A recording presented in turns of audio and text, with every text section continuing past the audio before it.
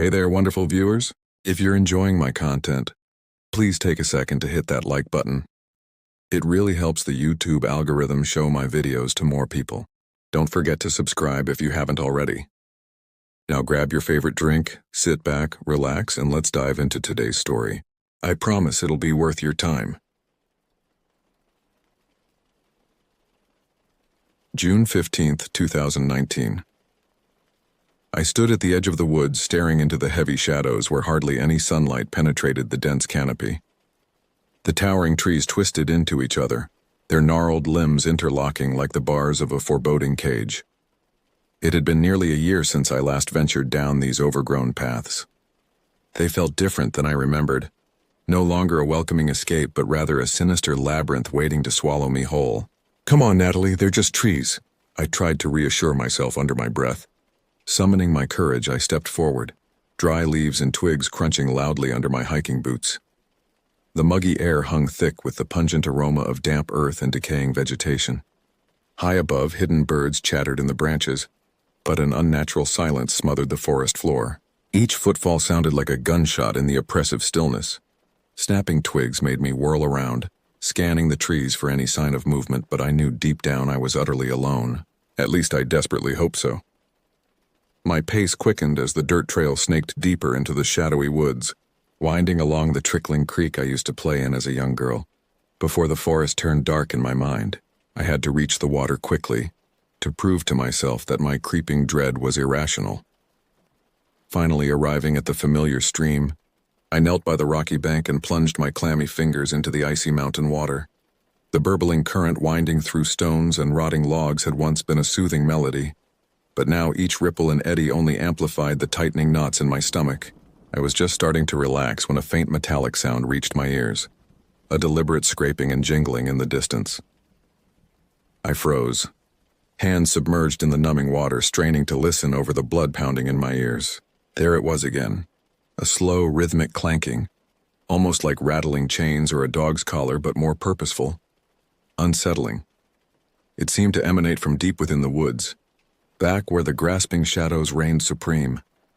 Rising slowly to my feet, I squinted into the impenetrable gloom between the endless rows of thick trunks. The aberrant noises made no sense. Nobody else hiked out this far, miles from any marked trail. Growing up, my parents always said that was what made this place special, our own private woodland sanctuary. But now the isolation only amplified my growing unease. I stood rooted in place for several minutes, barely breathing, waiting for any hint of the mysterious metallic rattling. But only silence greeted me, broken by the occasional bird call that now sounded more mocking than melodic. Shaking my head, I tried to laugh off my runaway imagination. Most likely it had simply been a startled animal disrupting some forgotten junk. That's when I noticed something peculiar half buried in the mud near the stream's edge. A small clump of black feathers poked out of the dirt in a meticulously arranged pattern. Crouching down for a closer inspection, I spotted tiny white bones underneath, picked clean and sun-bleached. Clearly they had lain there for quite some time, but that realization offered little comfort. Because there was something undeniably intentional about the placement, as if the morbid little display had been assembled by human hands. Slender twine bound the inky feathers together in a tight cluster, some cryptic talisman or ritual offering. I shot up to my full height, eyes raking the dense forest for any signs of life. But the woods remained still and empty, the birds overhead now sounding shrill and agitated rather than cheerful. Unnerved, I backed away from the grim feather bundle, skin crawling with the inescapable sense that someone else had been here, someone who did not wish to be seen. The idea burrowed under my skin like a splinter as I fled back to the illusory safety of home. By the next morning, I had almost managed to convince myself it was all some bizarre prank, or perhaps the disconcerting craft of an eccentric local artist. Surely there had to be a rational explanation, but an insistent nagging in my brain would not grant me peace. So that afternoon I found myself drawn back to the forest, armed with my cell phone, a heavy maglite, and the wicked knife my father kept sheathed in the kitchen junk drawer. Overkill, perhaps, but I needed the cold comfort of their solid weight in my pack to bolster my resolve. Retracing my steps down the winding path, the woods felt even more ominous than the day before, despite the sun still riding high overhead. I marched straight to the brook with singular purpose, not allowing myself to dwell on the eerie details I had overlooked for so many years. The skeletal claw branches snatching at my hair, the sonorous creak and groan of ancient bark, the skittering movements in my peripheral vision. Rounding the last bend, my heart seized in my chest. There by the water's edge where the gruesome feather bundle had lain, a jagged wooden cross now stood. The crude boards, thick as a man's arm, had been brutally lashed together with fraying rope and jammed into the soft mud at a slight angle, as if it were not meant to remain vertical for long. Rusted chains hung from the crosstree, clinking softly as a humid breeze wound through the woods. They swayed heavily from iron bolts driven into the weathered wood, the dull metallic surfaces pitted with age. Someone had excavated the soil at the base of the awful totem, churning up rocks and roots. My mouth went bone dry at the sight of the macabre shrine, and I suddenly realized I was holding my breath, terrified to make a sound. The chains oscillated eerily in the shifting air currents, emitting that same dissonant chiming that had haunted my restless night. But this time, the rattle of metal on metal was not caused by the wind. I spun around toward the source of the sound. At first, I thought it merely a trick of the shadows.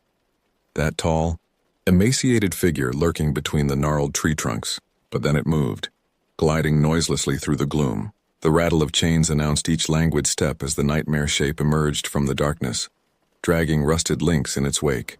Torn black rags billowed around its body like a display of weather-rotted funeral garb. I could not see a face beneath the hood, only deeper shades of black. The awful apparition halted at the edge of the clearing, swaying slightly as if waiting for me to react. My legs had turned to stone, leaden and useless. Some primal instinct finally shook me from my paralysis, and I stumbled backwards, nearly losing my balance on the treacherous stream bank. The chains twitched and swung with more vigor, sweeping back and forth inches above the forest floor. Slow and deliberate, the clanking grew louder, more insistent as the shrouded figure took another halting step in my direction. That was all it took to shatter the remains of my sanity. I ran, fled mindlessly into the reaching arms of the forest. Twisted branches whipped and tore at my exposed flesh as I crashed through the brush in a blind frenzy. Behind me, the chains rattled and hissed like a pit of disturbed vipers, drawing ever closer no matter how frantically I drove my aching legs to carry me faster. Bursting from the oppressive trees onto the main trail, I did not slow my breakneck pace, certain that if I risked even a single backward glance I would see that towering silhouette and its hellish chains bearing down on me. The blood thundered in my ears so loudly I could not tell if the metallic cacophony had faded by the time I reached my front door. I scarcely remembered to lock it behind me before collapsing onto the welcome mat, thoroughly spent. That night I lay wide awake for hours, listening to every creak of the house and rustle of leaves outside my bedroom window, but all I could hear was the phantom rattling of rusted chains circling endlessly through my battered psyche. When sleep finally did come, it brought me no respite from the horrors, only a fresh venue for them to torment me. I must have looked frightful the next morning, if my parents' alarmed expressions were any indication. Over untouched breakfast, the words poured out of me like vomit. The cross, the feathers, the figure in the woods. I could see their mounting concern as they exchanged silent glances. Dad tried his best to reassure me as he left for work, reciting the usual platitudes. Overactive imagination, jumping at shadows, letting urban legends get the better of me. But his eyes betrayed his own unease. Mom remained quiet, staring out the bay window at the tree line as if searching for any sign of my boogeyman. Heavy thunderclouds rolled in by late afternoon, turning the sky prematurely dark and casting ominous shadows across the living room. As the sun dipped below the horizon, a shroud of unnatural silence enveloped the house, so thick it made my skin itch. I retreated to my room, but even the small comfort of a locked door could not ease the tempest raging in my head. The coppery scent of oncoming rain mingled with an earthy undercurrent of rot and fungus. My window overlooked the backyard, where dense underbrush marked the abrupt transition from manicured lawn to untamed wilderness. Restless energy drove me to stalk from one corner to the other, jumping at every groan of settling wood and pattering of errant raindrops. Just when I thought I might truly lose my tentative grasp on sanity, a sound turned my blood to ice and stopped my heart dead. At first merely a subtle tinkling like the chime of a rusted gate hinge, but it grew steadily louder, resolving into the familiar clarion clank of heavy chains dragging across a concrete path. and it was emanating from just beyond the fringe of spindly pines at the property line. I fought down the surge of panic clawing its way up my throat, muting a scream lest it alert my parents to the infernal presence lurking in our yard. The chains rattled anew, sharp and insistent like a grim siren song summoning me to my doom. Seized by a sudden mad compulsion, I unlatched my window and slid it open, letting the clammy air rush into my bedroom on a gust of petrichor and moldering leaves. Perched on the sill, I scanned the darkened lawn for the source of the recurrent clangor. The moon chose that moment to emerge from behind a mare's tail of shredded storm clouds, bathing the forest's edge in wan light and throwing long shadows across the grass. There between the anemic trunks, it waited. The hooded figure in funerary tatters stood motionless amid the undergrowth, chains pooling around its feet like rippling obsidian serpents. Despite the distance, I could feel the weight of its eyeless gaze boring into me, an icy dagger piercing my marrow. The floorboards in the hallway creaked, signaling my parents' imminent intrusion. In a blind panic, I slammed the window shut, fumbling with the latch as adrenaline turned my fingers into clumsy sausages. The lock clicked into place mere seconds before my bedroom door swung open, revealing my father's haggard face. "Natalie, who are you talking to up here?" We thought we heard screaming. My mouth worked soundlessly, words refusing to form as I stared at him in mute terror. How could I explain the phantom outside our home without sounding utterly deranged? Even to my own ears, the truth rang hollow and absurd. Before I could concoct a passable lie, movement beyond the rain-streaked panes drew my father's attention. His eyes widened as they fell upon the macabre figure lurking in the gloom, its rusted chains glinting dully in the faltering moonlight like the coils of an eldritch horror. Dad staggered back from the window, nearly colliding with Mom as she rushed into the room, drawn by our shared distress. Her gaze flicked between his ashen features and my trembling form, silently begging for an explanation neither of us possessed. The jangle of metal on metal shattered the vacuum of shocked silence.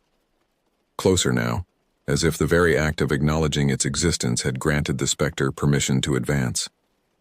With each deliberate rattle, the chains grew louder, more insistent until they drowned out the drum of blood pounding in my ears. Crashing from his stupor, Dad roared at us to get to the car. His urgency brooked no argument as he snatched the keys from the dresser and herded us down the stairs at a frantic clip. I risked one last backward glance at my bedroom window, instantly wishing I hadn't. The shrouded phantasm had abandoned the tree line and now stood in the center of our yard, its chain-draped arms spread wide as if in mocking benediction. Dark rivulets of rainwater streamed down the rotted folds of its burial garments, dripping from the rusted links crisscrossing its emaciated body, and though I could not make out the details of its concealed face, I could feel the weight of its gaze upon me, cold and appraising. We piled into the sedan, not even bothering with seatbelts in our haste to put distance between ourselves and the unfathomable presence defiling our home. Dad peeled out of the driveway in a spray of gravel, nearly striking the mailbox in his urgency. Over the squeal of wet tires, the sound of dragging chains rose to a deafening clamor, as if our retreat had spurred the malevolent entity to give chase. Twisting in my seat, I peered through the rear windshield, dreading what I might behold. The cloaked figure stood motionless at the end of our drive, its tarnished tethers writhing around it like metallic pythons. As our taillights faded into the mist, the last image seared into my brain was the subtle tilt of that cowled head. Acknowledgement and warning all in one.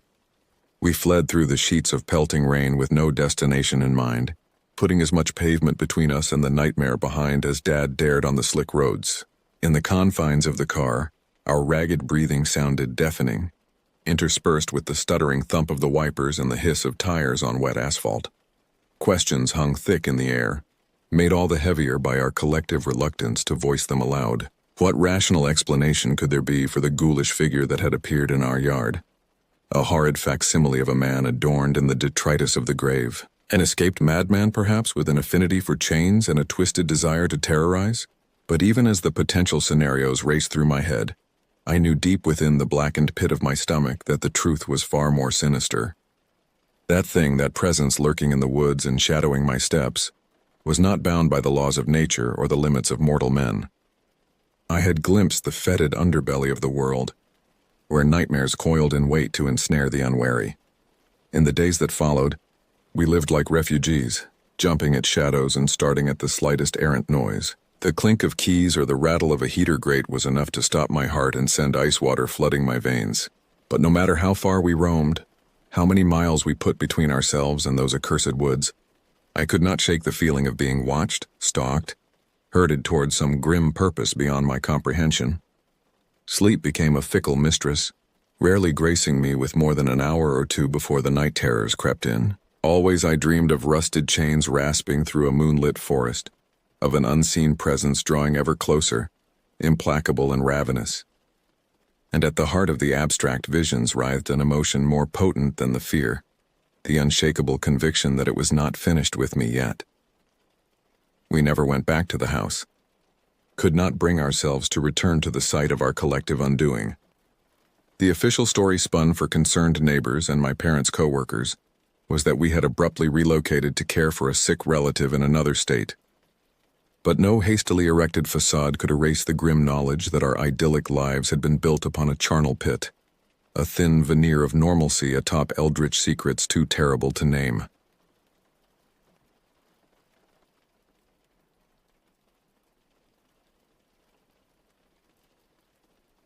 The warm glow of the setting sun painted the sky in hues of orange and pink as I stood in the doorway of our dorm, hesitating. It was September 15th, 2020, and the air held the first hints of autumn's chill. My roommate Valerie swung her car keys in a circle as she walked toward her old hatchback, her usual grin plastered across her face. "Come on, Nina," she said, her voice tinged with excitement. "You need this. We both do." I wasn't sure I wanted to go at all, let alone to the dense forest that loomed at the edge of our small college town. The woods weren't exactly my idea of relaxing, especially not after the grueling midterms we'd just endured. But Valerie was determined, and I was too tired to fight. "Fine," I muttered, tugging on my hoodie. She let out a victorious whoop, already unlocking the car. As we settled into the worn seats of Valerie's beat-up Toyota, I couldn't shake the feeling of unease that had been gnawing at me all day. Maybe it was just the stress of exams, or perhaps it was something more, a premonition of sorts. Either way, I pushed it aside as Valerie started the engine. The drive started out normal enough. Most of the streets around our tiny Appalachian college town were dark this time of night, save for a few dimly lit porches. We passed by the darkened shops before hitting the long road that led into the forest. Valerie fiddled with her playlist as the car hummed along, the familiar tunes doing little to ease my growing anxiety. "You'll love this spot," she said, glancing at me with a quick smile. "It's so quiet, like the rest of the world doesn't exist." "Uh-huh," I said and looked out the window. Already the trees were dense on either side of the road, their twisted limbs reaching high into the dark, like gnarled fingers clawing at the night sky. The shadows seemed to deepen with each passing mile, swallowing the light from our headlights. A few minutes later, the pavement ended and the dirt road began. The car bounced and jostled us as we made our way deeper into the forest. The headlights showed patches of trees and shadows that flickered past too fast to focus on, creating an unsettling strobe effect that made my stomach churn. As we drove, I saw something that made my skin crawl. A rusted metal structure stood crooked in the middle of a small clearing, barely visible through the trees. It looked ancient and out of place, like a relic from a forgotten era. "What is that thing?" I asked, my voice barely above a whisper. Valerie glanced over briefly. Probably some old equipment from a logging operation. This forest used to be pretty active back in the day. I tried to shake off the eerie feeling, but the image of that abandoned structure, silhouetted against the darkening sky, stayed with me. It was as if the forest was trying to tell us something, warning us to turn back while we still could. But we pressed on, oblivious to the danger that lay ahead. The trees grew thicker, their branches intertwining overhead to form a canopy that blocked out what little remaining light there was. The forest seemed to close in around us, and I couldn't shake the feeling that we were being watched by unseen eyes hiding in the shadows. After what felt like an eternity of driving through the ever-darkening forest, we finally arrived at the place Valerie had chosen. The clearing was larger than I'd expected, with a thick band of trees surrounding it like silent sentinels. She pulled the car up so that it faced the woods, then climbed out and stretched. "See? Perfect," she said, gesturing around with a sweep of her arm.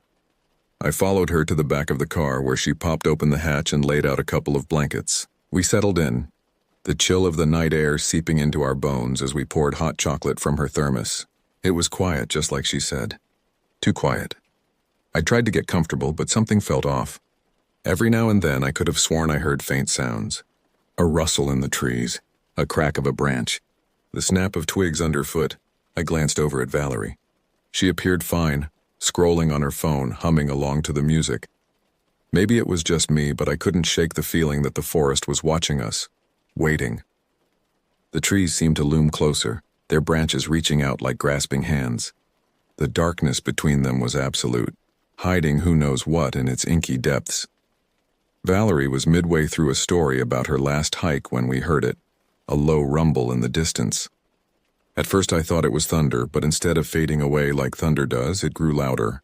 Headlights appeared, bouncing along the dirt path toward us. Did you invite someone?" I asked, attempting to keep my voice steady. Valerie turned to look, her smile falling. "No, that's weird." We both watched as an old beat-up truck rolled into the clearing, its engine growling like some monstrous beast. The truck pulled to a stop about 100 feet from us, and 3 men climbed out. Their faces were hidden in the glare of the headlights, but their movements were slow and deliberate, like predators stalking their prey. "Stay quiet," Valerie whispered, crouching down behind the car. I followed her, my hands gripping the edge of the blanket so tightly my knuckles turned white. The men started speaking in low and muffled voices. One went to the back of the truck and tugged out something, a very long, dark bag sagging as he pulled it over the ground. Another reached for a shovel. The metal scraped against the rocks while the third stayed near the truck, holding something that looked like a rifle. I held my breath as I watched them. They moved like they'd done this 100 times before, like they knew exactly what they were doing. The realization of what we were witnessing hit me with crushing force. This wasn't just some late-night outing. This was something far more sinister. The man with the shovel started digging, each scrape of metal against earth cutting through the silence like a knife. The rhythmic sound of dirt being displaced filled the clearing, punctuated only by the occasional grunt of exertion from the men. "What are they doing?" I whispered, hardly able to hear myself over the pounding of my heart. "Just stay down," Valerie hissed. Her usual confidence was gone, replaced by something I'd never seen before. Fear. The digging continued for what felt like an eternity. The man with the bag dropped it into the hole, and I saw the others nod. He unzipped it, and I froze. Even from where we were hiding, I could tell what was in it. It wasn't just trash or tools or anything harmless. It was someone. A body, lifeless and limp, tumbled into the freshly dug grave. Valerie clutched at my arm as one of the men stood up and looked around. He held a flashlight and slowly swept its beam in an arc across the clearing. It glided across the trees, the ground, and then, too close for comfort, our car. My breath caught as the light paused on the back window, then moved on. For a moment I thought we were safe, that they hadn't seen us. But then the man said something to the other 2 and all 3 turned in our direction. "They see us," I whispered, panic rising in my throat. Valerie didn't respond.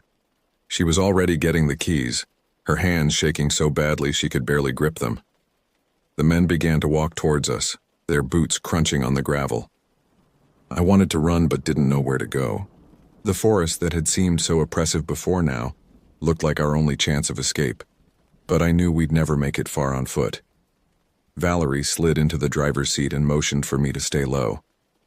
"Get ready," she said, her voice tight with fear.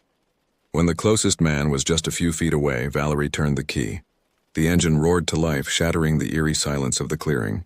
Headlights bathed the area in harsh light, revealing the men's faces for the first time. They were ordinary-looking men, the kind you might pass on the street without a second glance. But their expressions were anything but ordinary. Anger, shock, and a cold determination twisted their features. And they were definitely armed. "Hold on," Valerie yelled, throwing the car into reverse. The car lurched backward, spitting gravel out from under the tires. I reached for the door handle to hold on as Valerie crammed it into drive. The engine roared as we shot forward, the sudden acceleration pinning me to my seat. Headlights veered wildly as we careened through the clearing, tossing gnarled silhouettes into the trees. Behind us, the pickup roared to life, its headlights carving into the fog like twin knives, cutting through the darkness that threatened to swallow us whole. "Hang on," Valerie shouted, clutching the wheel so hard her knuckles were white. Her face was a mask of concentration, eyes darting between the road ahead and the rearview mirror. I glanced back, my heart threatening to burst from my chest. The truck was already closing the gap, jouncing over the rough ground as if it had been made for this kind of chase. Its massive tires easily navigated the uneven terrain, while our smaller car struggled to maintain traction. One of the men leaned out of the passenger window, holding something long and dark in his hands. There was a loud crack and the back window exploded. Shards of glass flew everywhere, landing in my lap and on the blankets. The sound was deafening in the confined space of the car, leaving my ears ringing. "They're shooting at us," I yelled, my voice breaking, my heart pounding in my ears. Valerie took a curve sharply, the car fishtailing on the loose dirt. The tires screamed in protest as she fought to keep control. "Yeah, I saw," she snarled, yanking the wheel to miss a pothole. The SUV came down hard and I just about cracked my skull on the roof. The impact jarred my teeth and sent a bolt of pain through my neck. The forest blurred around us into a tunnel of trees and shadows as Valerie pushed the car faster. Branches whipped past the windows, occasionally scraping against the sides of the car with a sound like fingernails on a chalkboard. Another shot echoed through the night, and I ducked instinctively, though there was no cover inside the car. The bullet whistled past, too close for comfort, and buried itself in the dashboard. Plastic splintered, sending tiny shards flying. I could see the truck's headlights bouncing closer in the rearview mirror, their beam growing brighter with every passing second. The men were relentless in their pursuit, driven by a desperation born of knowing what awaited them if they were caught. "Valerie, they're closing in," I shouted, panic making my voice shrill. "Not for long," she growled, eyes flicking up from the road to the mirror and back. Her face was a mask of determination, but I could see the fear in her eyes. She wrenched the wheel sharply to the right, and the car swerved onto a narrow trail branching off the main path. The car jolted violently as the tires fought for traction on the overgrown track. Branches slapped against the sides of the car. Some of them cracked off, falling onto the hood with loud thuds. The headlights flickered as the SUV dipped into a small ditch, but Valerie didn't let off the gas pedal. The engine whined in protest as she pushed it to its limits, the speedometer needle creeping ever higher. I looked back, expecting to see the truck right on our tail. But to my surprise, the headlights stopped at the edge of the main road. They hesitated for a heartbeat and then turned and reversed back into the darkness. I fell back against the seat, my body rigid, every muscle knotted and throbbing. The adrenaline that had been coursing through my veins began to ebb, leaving me feeling weak and shaky. "They gave up," I whispered, hardly daring to believe it. "Guess they don't like scratches on their fancy truck," Valerie said, her voice shaking, but she didn't slow down. We continued on, the trail narrowing to the point it finally spat us out onto an old paved road leading to the outskirts of town. The familiar sights of civilization should have been comforting, but instead they felt surreal, as if we had crossed over into some parallel universe where everything looked the same, but felt fundamentally wrong. Valerie pulled into the lot of a 24-hour diner and cut the engine. We just sat there, neither of us moving for some time. The silence in the car was deafening, broken only by our ragged breathing and the ticking of the cooling engine. My hands were shaking as I brushed glass off my lap, the reality of what had just happened sinking in. We had witnessed a murder, or at least the burial of a murder victim. We had been chased and shot at. We had nearly died. Valerie finally spoke, her voice low and exhausted. "Do we call the cops?" I shook my head, the thought of involving the authorities sending a fresh wave of panic through me. "What if they don't believe us?" Valerie sighed, leaning back against the seat. "What if they do?" The implications of her words hung heavy in the air between us. If the police believed our story, we'd be witnesses in a murder investigation. Our lives would never be the same. And if those men found out we had talked? The fluorescent lights of the diner hummed softly overhead, but neither of us moved to get out of the car. We just sat staring straight at the empty road ahead, waiting for something or someone to show up. After what felt like hours but was probably only minutes, Valerie spoke again. "We need to decide what we're going to do." I nodded, my mind racing through our options. None of them seemed good. Maybe we should just keep quiet. Pretend it never happened. The words felt wrong even as I said them, but the alternative seemed even worse. Valerie looked at me, her expression a mix of relief and guilt. "Is that what you really want to do?" she asked. I closed my eyes, the image of that body bag tumbling into the grave flashing behind my eyelids. "No," I admitted, "but I don't know what else to do." Valerie reached over and squeezed my hand. "We'll figure it out, together." As we sat there in the silent car, the weight of our decision pressing down on us, I couldn't help but wonder if we were making the biggest mistake of our lives. We eventually made our way back to our dorm room, the drive passing in a blur of streetlights and shadows. Every car that passed us made my heart race, convinced that the men from the forest had somehow found us. Once inside, we locked the door and drew the curtains. The familiar surroundings of our room felt alien now, as if we had brought a piece of that dark forest back with us. "We should try to get some sleep," Valerie said, her voice sounding hollow in the quiet room. I nodded, but we both knew sleep would be impossible. Every time I closed my eyes, I saw the men's faces, heard the crack of gunshots, felt the car jostling beneath me as we fled for our lives. We sat on our beds, facing each other in the dim light of our desk lamps. Neither of us wanted to be alone with our thoughts, so we talked in low voices, rehashing every detail of what had happened. "Did you see their faces clearly?" I asked, my voice barely above a whisper. Valerie shook her head. "Not really. It all happened so fast." "What if they saw ours?" The thought sent a chill down my spine. "I don't think they did," Valerie replied, but she didn't sound convinced. As the night wore on, our conversation drifted to what we should do next. Should we go to the police, try to find out who the victim was, or should we just try to forget it ever happened and move on with our lives? Maybe we could leave an anonymous tip, I suggested. Just tell them where to find the body. Valerie considered this for a moment. But what if they traced the call back to us? Every option seemed to lead to more questions, more potential dangers. The weight of our secret felt like it was crushing us. As the first light of dawn began to filter through the curtains, we were no closer to a decision. We had survived the night. The next few days passed in a haze of paranoia and fear. We went through the motions of our daily routines, attending classes, eating meals, studying, but everything felt hollow and meaningless in the shadow of what we had witnessed. Every unexpected noise made us jump. Every stranger's glance felt like an accusation. We found ourselves constantly looking over our shoulders, half expecting to see one of the men from the forest standing there, ready to silence us forever. Our friends noticed the change in our behavior. We were withdrawn, jumpy, and distracted. When they asked what was wrong, we brushed off their concerns with vague excuses about stress and lack of sleep. The lies tasted bitter on my tongue, but what else could we do? How could we possibly explain what had happened? On the third day after that fateful night, Valerie came bursting into our room, her face pale and her hands shaking. She thrust her phone at me, showing me a news article on the local paper's website. "Body found in forest," the headline read. My heart stopped as I skimmed the article. A hiker had stumbled upon a freshly dug grave in the woods. The police were investigating it as a homicide. "They found it," Valerie whispered, her voice trembling. "What do we do now?" I stared at the article, my mind racing. This changed everything. If we came forward now, we'd be suspects. Why hadn't we reported it earlier? But if we stayed silent, what if they found evidence that led back to us anyway? "We need to talk to someone," I said finally. "Someone who can help us figure out what to do."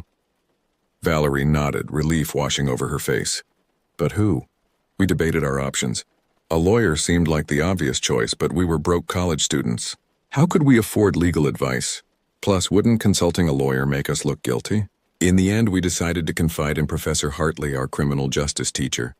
She had been a defense attorney before turning to academia, and she always emphasized the importance of ethics in her lectures. If anyone could guide us through this moral minefield, it was her.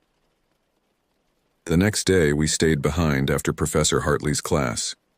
My palms were sweaty and I could hear my heart pounding in my ears as we approached her desk. "Professor Hartley," Valerie began, her voice shaky. "We need your help. We saw something. Something bad." The professor looked up from her papers, her brow furrowing with concern. What kind of something? And so we told her everything. The trip to the forest, the men with the body, the chase, our decision to stay quiet. As we spoke, Professor Hartley's expression grew more and more grave. When we finished, she was silent for a long moment. Then she sighed heavily. Girls, you've put yourselves in a very difficult position, but I'm glad you came to me. She explained our options. We could go to the police and tell them everything, risking being implicated in the crime but potentially helping to catch the real killers. Or we could continue to stay silent, hoping that the truth would never come out but living with the guilt and fear forever. Whatever you decide, she said, I'll help you through it. But you need to make a decision soon. The longer you wait, the worse it will look. We left her office with heavy hearts, but also with a sense of relief. At least now we weren't carrying this burden alone. That night, Valerie and I sat in our room, turning over Professor Hartley's words in our minds. The weight of our decision pressed down on us, making it hard to breathe. I think we need to come forward, I said finally. I can't live like this anymore, always looking over my shoulder, jumping at shadows. Valerie nodded slowly. You're right, and it's the right thing to do. That person, whoever they were, deserves justice.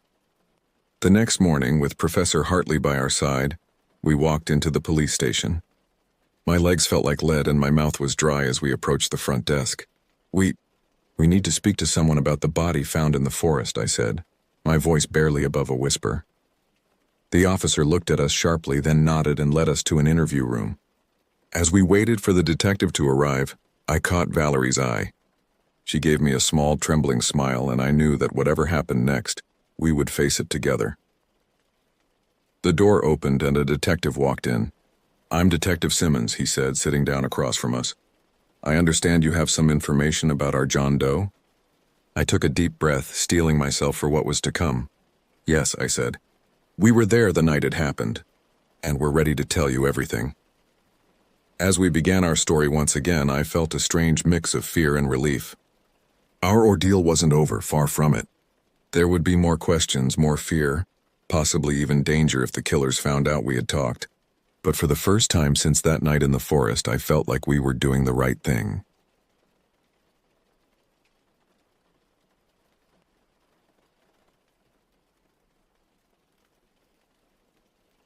The gravel crunched beneath the tires of my beat-up Chevy as I navigated the winding back roads of Lynn County, Iowa. It was a crisp autumn evening in 2020, the kind where the air feels sharp in your lungs and the fading sunlight paints everything in shades of gold and red. I was 31 then, still young enough to chase thrills but old enough to know better. My name is Andrew, born and raised in these parts, surrounded by endless cornfields and small towns where everyone knows your business. I'd always been a skeptic, rolling my eyes at the ghost stories and urban legends that seemed to multiply like rabbits in rural areas. But there was one tale that had always nagged at me, a persistent itch in the back of my mind that I couldn't quite scratch away. The Matzel Bridge. Even saying the name out loud felt like invoking something best left alone. It was just a bridge, for crying out loud, a century-old metal structure spanning the Wapsipinicon River. During the day, it was nothing special. Rusted iron, weathered planks, and the occasional piece of graffiti left by bored teenagers. But at night, when the mist rolled in from the river and the moon cast long shadows across the water, it became something else entirely. I'd heard the stories since I was a kid, whispered around campfires or traded in hushed tones during sleepovers. They all followed the same pattern: drive onto the bridge, cut your engine, and wait. Then, if the legends were to be believed, something would push your car across to safety. The ghostly hands of children who had perished there long ago. It was ridiculous, of course. The kind of story dreamed up by someone who'd had a few too many beers at the local dive bar. And yet, the consistency of the tales was unnerving, no matter who told it. The grizzled old-timer at the gas station, the wide-eyed college kid home for the summer, or the prim librarian who'd lived here her whole life. The details never changed. For years, I'd dismissed it all as small-town superstition. But that night in 2020, something changed. Maybe it was the way the wind whispered through the trees, or the eerie stillness that settled over the countryside as darkness fell. Whatever it was, I felt a pull towards that bridge, an inexplicable need to see it for myself. I hadn't planned on going out that night. It was a Tuesday, for God's sake, and I had work in the morning at the local factory where I'd been employed since graduating high school. But as I sat in my small apartment, mindlessly flipping through channels on the TV, I felt a restlessness creep over me. The walls seemed to close in, and suddenly the idea of a late-night drive felt like the only thing that could calm my nerves. I grabbed my keys, shrugged on a worn leather jacket, and headed out into the night. The cool air hit me like a slap to the face, clearing away the cobwebs of monotony that had settled in my brain. I climbed into my car, the engine sputtering to life with a reluctant groan. As I pulled out of the driveway, I had no real destination in mind. I just drove, letting muscle memory guide me along familiar roads. But as the minutes ticked by, I realized my subconscious had been steering me all along. The gravel roads became more twisted, the trees pressing in closer on either side. And there, looming in the distance, I saw it. Matzel Bridge. Even from a distance it looked wrong somehow. The moonlight glinted off the metal frame, creating strange shifting patterns that seemed to move of their own accord. As I drew closer, I felt my heart begin to race, my palms growing slick against the steering wheel. I slowed the car to a crawl, gravel crunching loudly in the silence. The bridge stretched before me, a gaping maw of darkness waiting to swallow me whole. Every instinct screamed at me to turn around, to flee back to the safety of my apartment and forget this foolish adventure. But I couldn't. I'd come this far, and something deep inside me needed to know the truth. Was it all just stories, or was there something more lurking in the shadows of Matzel Bridge? With a deep breath, I eased the car forward. The tires hit the first wooden plank, and a shudder ran through the entire vehicle. It felt like crossing a threshold, like stepping from one world into another. As the bridge enveloped me, the air grew thick and heavy. The only sound was the rapid beating of my own heart and the low rumble of the engine. I inched forward until I reached the center of the bridge, my headlights barely penetrating the inky blackness ahead. This was it. The moment of truth. With trembling fingers, I turned the key. The engine died, plunging me into a silence so profound it felt like a physical weight pressing down on me. I sat there, hardly daring to breathe, waiting for something. Seconds ticked by, each one feeling like an eternity. Nothing happened. No ghostly hands, no mysterious force. Just the creaking of the old bridge and the soft lapping of the river below. I let out a shaky laugh, relief flooding through me. It was just a story after all, nothing more than... That's when I felt it. A slight tremor running through the car, so faint I thought I might have imagined it. But then it came again, stronger this time. The car rocked gently, as if something was pushing it. My breath caught in my throat as I felt the car begin to move. Slowly, inch by inch, it crept forward across the bridge. I fumbled for the key, trying to restart the engine, but it was dead. And still the car kept moving. Panic clawed at my chest as I looked around wildly, searching for an explanation. That's when I saw them in the rearview mirror, small, pale handprints appearing on the back window, glistening in the moonlight. I opened my mouth to scream, but no sound came out. The car picked up speed, rolling faster now, urged on by unseen forces, just when I thought I couldn't take it anymore. When the terror threatened to overwhelm me completely, the front tires hit solid ground on the other side of the bridge. The movement stopped as suddenly as it had begun. I sat there, gasping for air, my whole body shaking. Slowly, I turned to look out the back window. The bridge stood empty and silent, betraying no hint of what had just occurred. But there, on the rear windshield and bumper, were dozens of small handprints, too small to be adult hands, smeared as if they had been pushing with all their might. As the reality of what had just happened sank in, I knew my life would never be the same. The world was stranger and more terrifying than I had ever imagined, and I had just come face to face with its darkest secrets on an old bridge in rural Iowa. With shaking hands, I started the car and sped away into the night. The image of those small handprints burned into my memory forever. Little did I know this was only the beginning of my journey into the heart of Matzel Bridge's mysteries, a journey that would push me to the very limits of sanity and belief. The drive home was a blur. My hands shook so badly I could barely keep the car on the road, and every shadow seemed to loom with menace. When I finally stumbled into my apartment, I collapsed onto the couch, my mind reeling. Sleep was out of the question.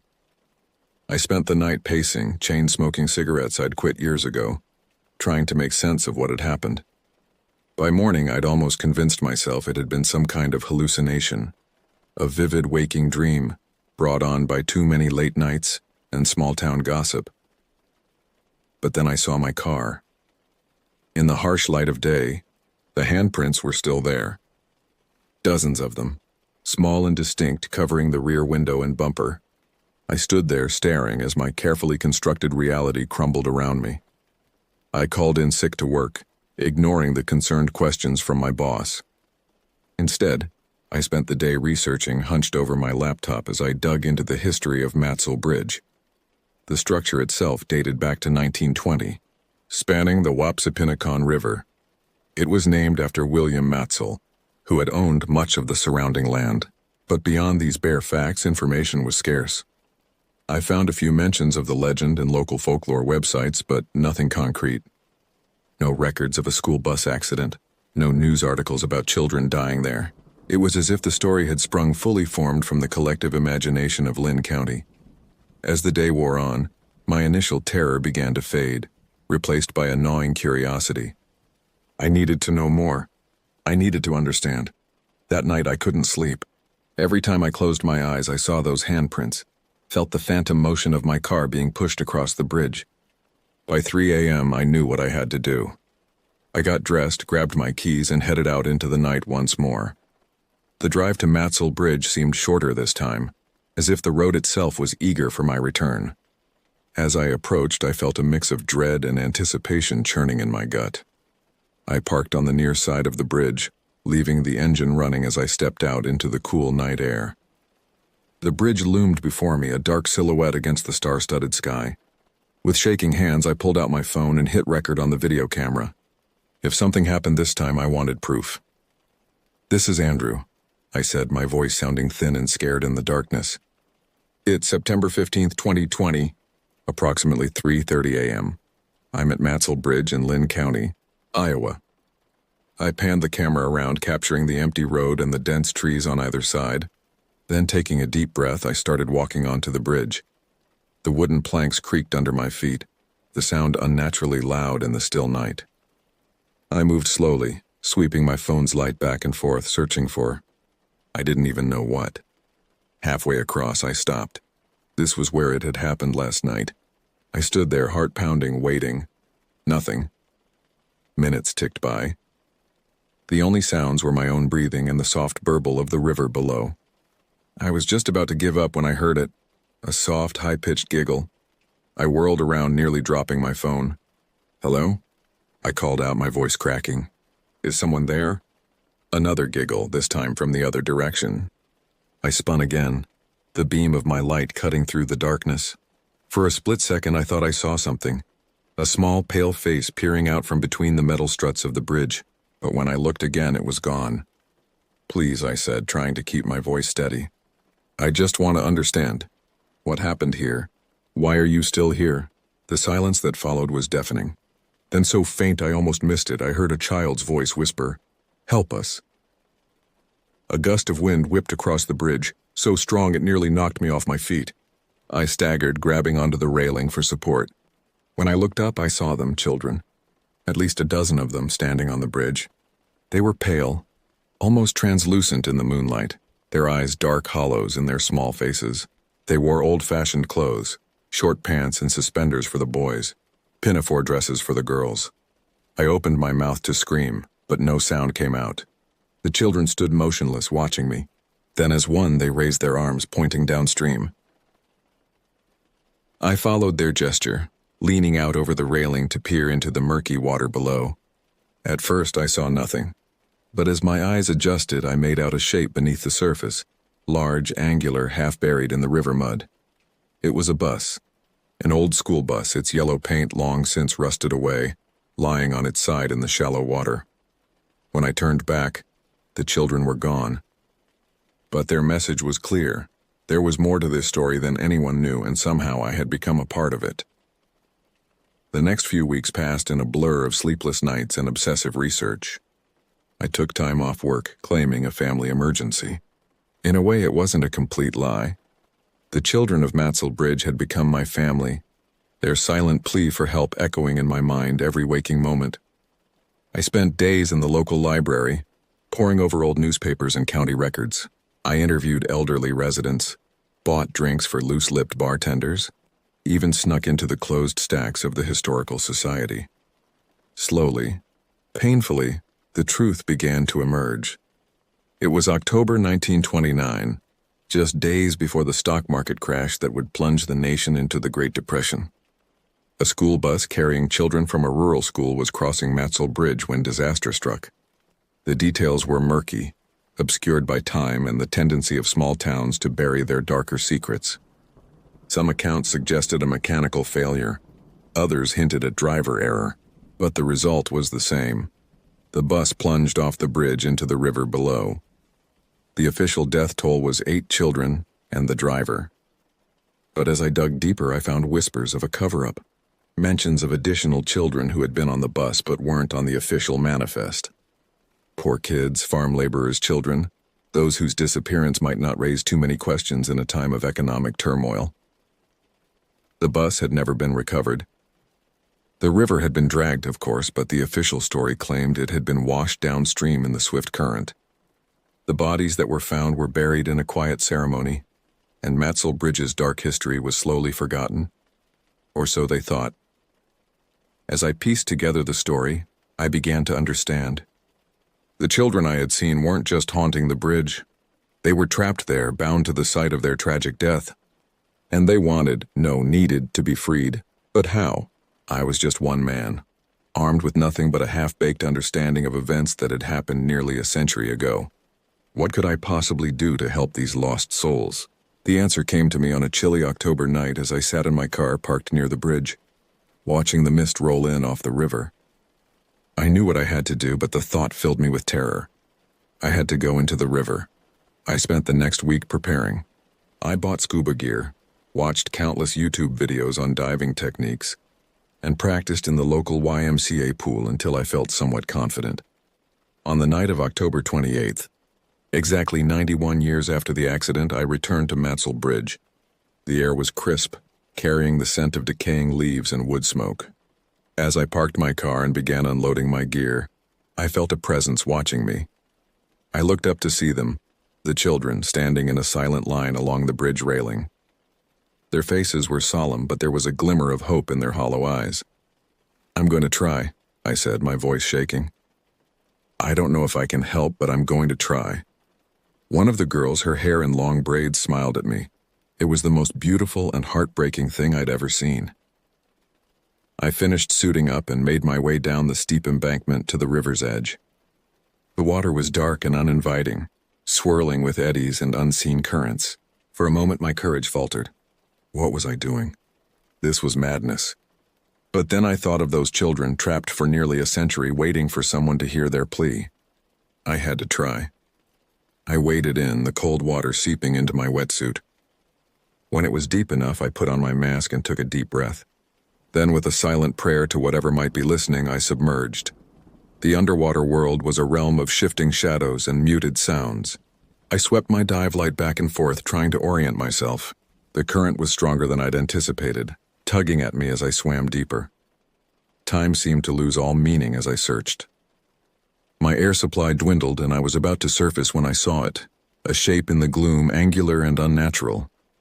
The bus. It lay on its side, half buried in the river mud. Algae and river weeds had long since claimed it, but the outline was unmistakable. I swam closer, my heart pounding. As I approached, I saw movement inside the bus. Pale faces pressed against the murky windows, small hands reaching out. I recoiled in shock, nearly losing my regulator. But these weren't the spectral children I'd seen on the bridge. These were remains. Skeletons, their bones held together by the tattered remnants of clothing, preserved in the oxygen-poor environment of the river bottom. I forced myself to look closer. There were far more than 8. I counted at least 20 small skulls, maybe more hidden in the silt-filled interior. I knew then what I had to do. These children, all of them, deserved to be laid to rest properly, to be acknowledged and remembered. With a heavy heart, I began my ascent. I had found them, but this was just the beginning. The next few weeks were a whirlwind of activity. I went to the police first, showing them the video I'd taken underwater. They were skeptical at first, but the evidence was undeniable. Soon, the quiet town of Lynn County was swarming with activity.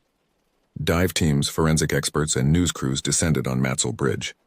The bus was carefully raised from its watery grave, revealing its grim contents. 23 children in total, plus the driver. The town was in shock. Old family stories of lost relatives suddenly took on new meaning. DNA tests were performed, and one by one the children were identified. I watched from the sidelines as the recovery efforts unfolded. Part of me wanted to shout from the rooftops to tell everyone about the ghostly children who had led me to this discovery. But I kept quiet. Some truths, I realized, were better left unspoken. As October turned to November, preparations were made for a proper burial. The entire town turned out for the ceremony. I stood at the back of the crowd, tears streaming down my face as 24 small caskets were lowered into the ground. That night, I returned to Matzel Bridge one last time. The air was cold, my breath fogging in front of me as I walked out onto the weathered planks. They were there, waiting for me. The children stood in a line just as they had the night I went into the river. But this time they were smiling. Really smiling, their faces alight with joy and peace. One by one they faded away like mist burning off in the morning sun. The little girl with the braids was the last to go. She gave me a small wave, and then she too was gone. I stood there for a long time, listening to the river flow beneath my feet. The bridge felt different now, just an old structure spanning a rural waterway, no longer a gateway to hidden tragedies. As I turned to leave, I felt a sense of lightness I hadn't experienced in months. The children of Matzel Bridge were finally at rest. Life in Lynn County slowly returned to normal, but things had changed. The recovery of the bus and its young passengers had opened old wounds, but it had also brought a sense of closure to many families who had lived with unanswered questions for generations. A memorial was erected near the bridge, a simple stone marker engraved with the names of the 24 souls lost that October night in 1929. It became a place of quiet reflection, where people would leave flowers or small toys in remembrance. As for me, I struggled to adjust to life after my encounter with the unknown. How do you go back to a normal 9-to-5 job after you've communed with ghosts and uncovered a century-old tragedy? The answer I found was that you don't. Not really. I left my job at the factory and went back to school, studying history and archaeology. My experience had awakened a passion for uncovering the past, for giving voice to those who had been silenced by time and circumstance. But the events at Matzel Bridge had also left their mark on me in other ways. I found myself more attuned to the hidden currents of the world, more open to the possibility that there were things beyond our understanding. I started to notice other places in town that felt off. An old house where lights flickered when no one was home. A stretch of road where drivers reported strange occurrences. A cemetery where visitors swore they could hear whispered conversations among the tombstones. Were these all products of an overactive imagination, fueled by my experience at the bridge? Or had my encounter opened my eyes to a hidden layer of reality that had always been there unnoticed? I didn't know, but I was determined to find out. 5 years have passed since that fateful night on Matzel Bridge. I'm 36 now, with a master's degree in historical archaeology, and a reputation as something of an oddball in academic circles. My thesis on the importance of local legends in uncovering historical truths raised more than a few eyebrows, but it also opened doors. I've traveled across the country, investigating other sites with dark histories and whispered hauntings. Some have led to concrete discoveries, forgotten graves, covered-up accidents, small tragedies lost to time. Others have remained stubbornly mysterious, offering tantalizing hints of the unexplained but no solid answers. Through it all, I've never forgotten the children of Matzel Bridge. They were my first, the ones who opened my eyes to a world beyond what I thought I knew. In a way, I owe them everything.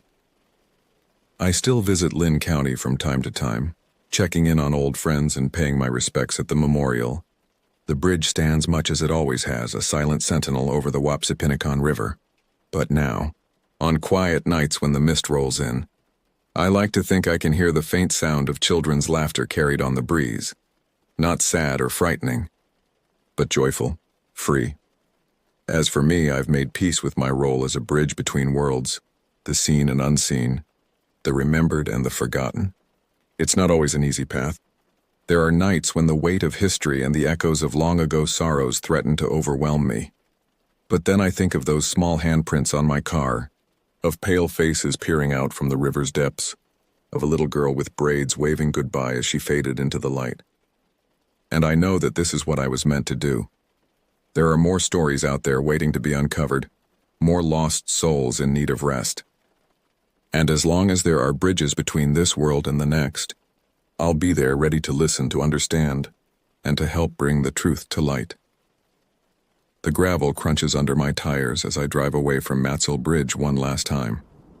In my rearview mirror, I see the old structure receding into the distance, bathed in the golden light of sunset. For a moment, just at the edge of perception, I think I see a group of children standing on the bridge waving farewell. I smile and wave back. Then I turn my eyes to the road ahead, to the next mystery, the next bridge between worlds. The journey continues, and I am no longer afraid of where it might lead.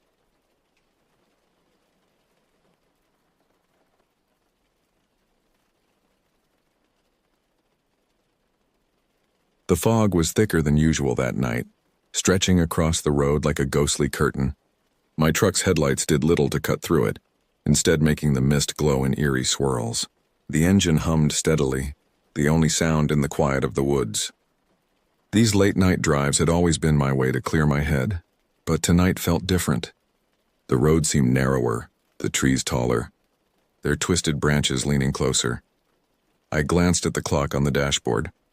11:47 p.m., October 15th, 2021. The date stood out in my mind, though I couldn't say why at the time. Maybe some part of me knew this night would change everything. My name is Michael Hawthorne, and I've lived in these woods my whole life. At 42, I thought I knew every inch of this forest, every curve of these roads. But as I drove that night, everything felt unfamiliar, almost alien. The fog thickened as I approached a particularly sharp bend in the road. I leaned forward, squinting through the windshield, my knuckles white on the steering wheel. That's when I saw it, something darting into the road ahead. My foot slammed onto the brake and the truck screeched, tires sliding against the damp pavement. The high beams lit up a massive stag frozen in place. Its antlers were huge, jagged like the roots of an old tree. It stared straight at me, its dark eyes glinting in the light. The truck was skidding, and I yanked the wheel to the side, desperate to avoid hitting it. The tires caught a patch of loose gravel, and the whole truck tilted toward the edge of the embankment. For a split second, I thought I was going over, my heart pounding in my chest as I braced for the fall, but the wheels found grip again, jerking me back onto the road. I braced for the impact, but it wasn't as bad as I'd expected. The truck clipped the stag's side, and I heard a heavy thud followed by a sharp crack. The creature crumpled to the ground as my truck finally came to a stop. For a moment, I sat there, gripping the wheel, breathing hard. The fog swirled around the truck, making it feel like I was stuck in a bubble, cut off from the rest of the world. The silence was deafening, broken only by the tick-tick-tick of the cooling engine and my own ragged breathing. When the initial shock faded, I knew I had to assess the damage. With shaking hands, I turned off the engine and reached for the door handle. The cold air hit me like a slap as I stepped out, bringing with it the scent of damp earth and something else, something metallic and unpleasant. The front of my truck wasn't as bad as I'd feared. The grille was bent, and there was a smear of something dark on the hood, but it didn't look like anything that couldn't be fixed. I was about to breathe a sigh of relief when I heard it, a low, wet groan coming from the side of the road. My blood ran cold as I realized the stag was still alive. Grabbing my flashlight from the truck, I stepped closer, not sure what I could even do.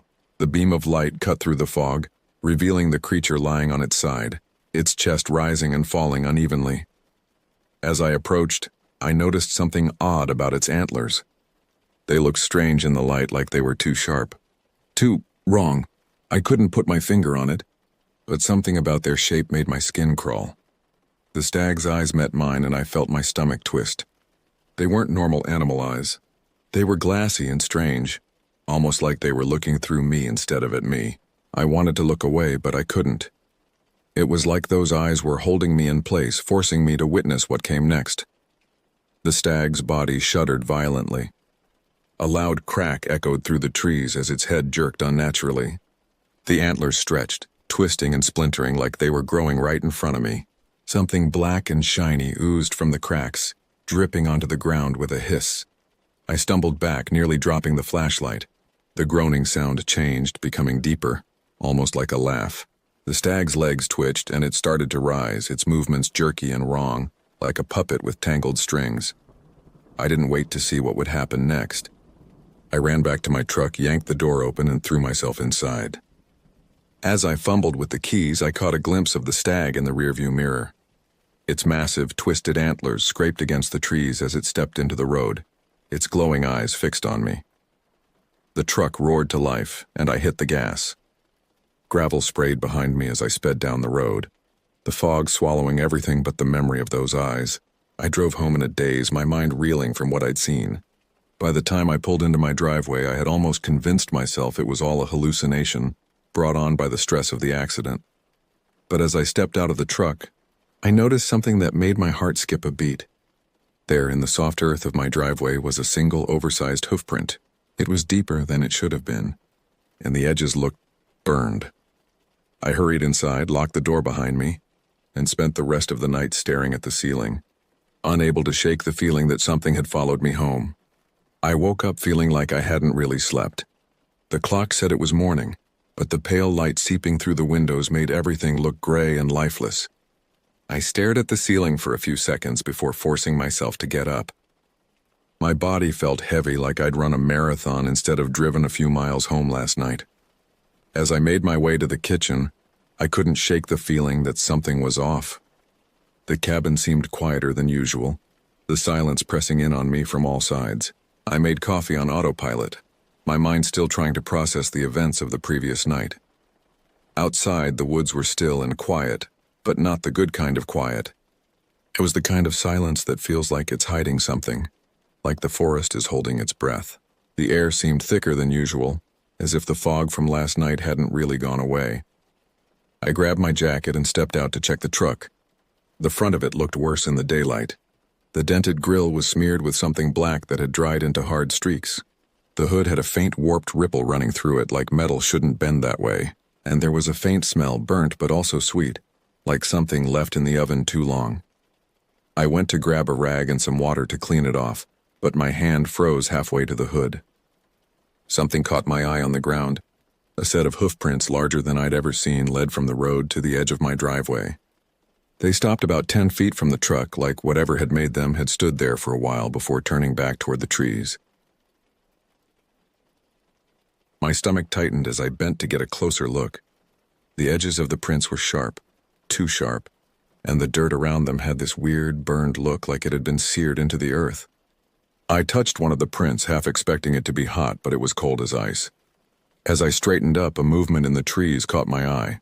For a split second, I thought I saw something large and dark move between the trunks, but when I looked directly at it, there was nothing there, just shadows and leaves. I spent the next hour cleaning up the truck, trying to convince myself that there was a logical explanation for everything. Maybe I had hit a normal deer, and the stress of the accident had made me imagine the rest. Maybe the strange prints were from some other animal, distorted by the soft ground. But no matter how hard I tried, I couldn't shake the memory of those eyes, or the sound of cracking bone as the antlers twisted and grew. By the time I finished cleaning up the truck, I knew I couldn't stay home all day. The silence of the woods was getting to me, and I needed to be around other people. I grabbed my keys and headed into town, hoping that a bit of normal life, coffee, a conversation at the general store would help me feel better. The drive into town was uneventful, but I couldn't help noticing how different everything looked. The trees seemed to lean over the road more than usual, their branches reaching out like gnarled fingers. Shadows seemed deeper, darker, as if they were hiding something just out of sight. The general store was its usual mix of locals chatting and picking up supplies. I grabbed a coffee and some duct tape for the truck, but as I paid, I overheard a couple of old-timers at a nearby table. "Another one near the crossing," one said, shaking his head. "Third this month." "Don't surprise me," the other replied. "That stretch of road's cursed, always has been." I tried not to react, but my hands tightened on the bag of supplies. I thought about the fog, the stag, and the twisted look of its antlers. Cursed wasn't a word I believed in, but last night felt like it belonged in a category all its own. As I left the store, I noticed a flyer on the community board. Missing, it read in bold letters with a picture of a young woman below. Her name was Jessica Crane, and she had disappeared 3 weeks ago while hiking in the woods near where I'd had my accident. A chill ran down my spine as I read the details. The last place she'd been seen was less than a mile from where I'd encountered the stag. I hurried back to my truck, suddenly eager to get home despite the unease I'd felt there earlier. On the way back, the woods looked darker, even though the sun was higher. The trees felt closer, their branches hanging low enough to brush the top of the truck. I couldn't shake the feeling that I was being watched, that something was following me just out of sight. As I turned into my driveway, I saw them again, those hoof prints fresh and leading directly up to my cabin door. I didn't get out right away. I just sat there staring at the front door, wondering if I was imagining the faint scratch marks around the edges of the frame. Something had been here, and it wasn't gone. It was waiting. I didn't stay in the truck for long. Sitting there wouldn't solve anything, and besides, the longer I stared at the cabin door, the more I felt like it was daring me to come closer.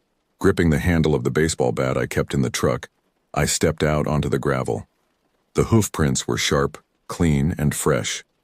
They weren't like the ones near the road or driveway before. These were deeper, as if whatever made them was heavier now. Each step seemed burned into the dirt, the edges charred and smoking faintly.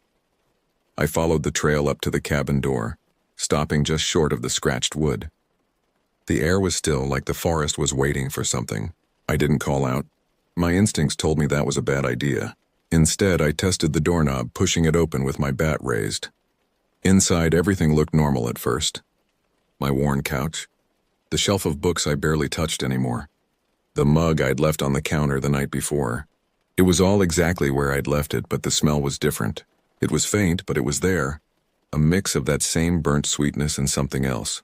Rot. I moved slowly, stepping deeper into the cabin. The bat was gripped tightly in both hands, my knuckles white with tension. The closer I got to the hallway, the stronger the smell became. A dark smear stretched across the floorboards leading toward the back room where I kept my tools. The door to the room was cracked open. I swallowed hard and pushed it wider with the end of the bat. At first I thought the room was empty, but then I saw it. In the far corner, crouched like some grotesque parody of life, was the stag. Its twisted antlers scraped against the walls, and its body looked even worse than before.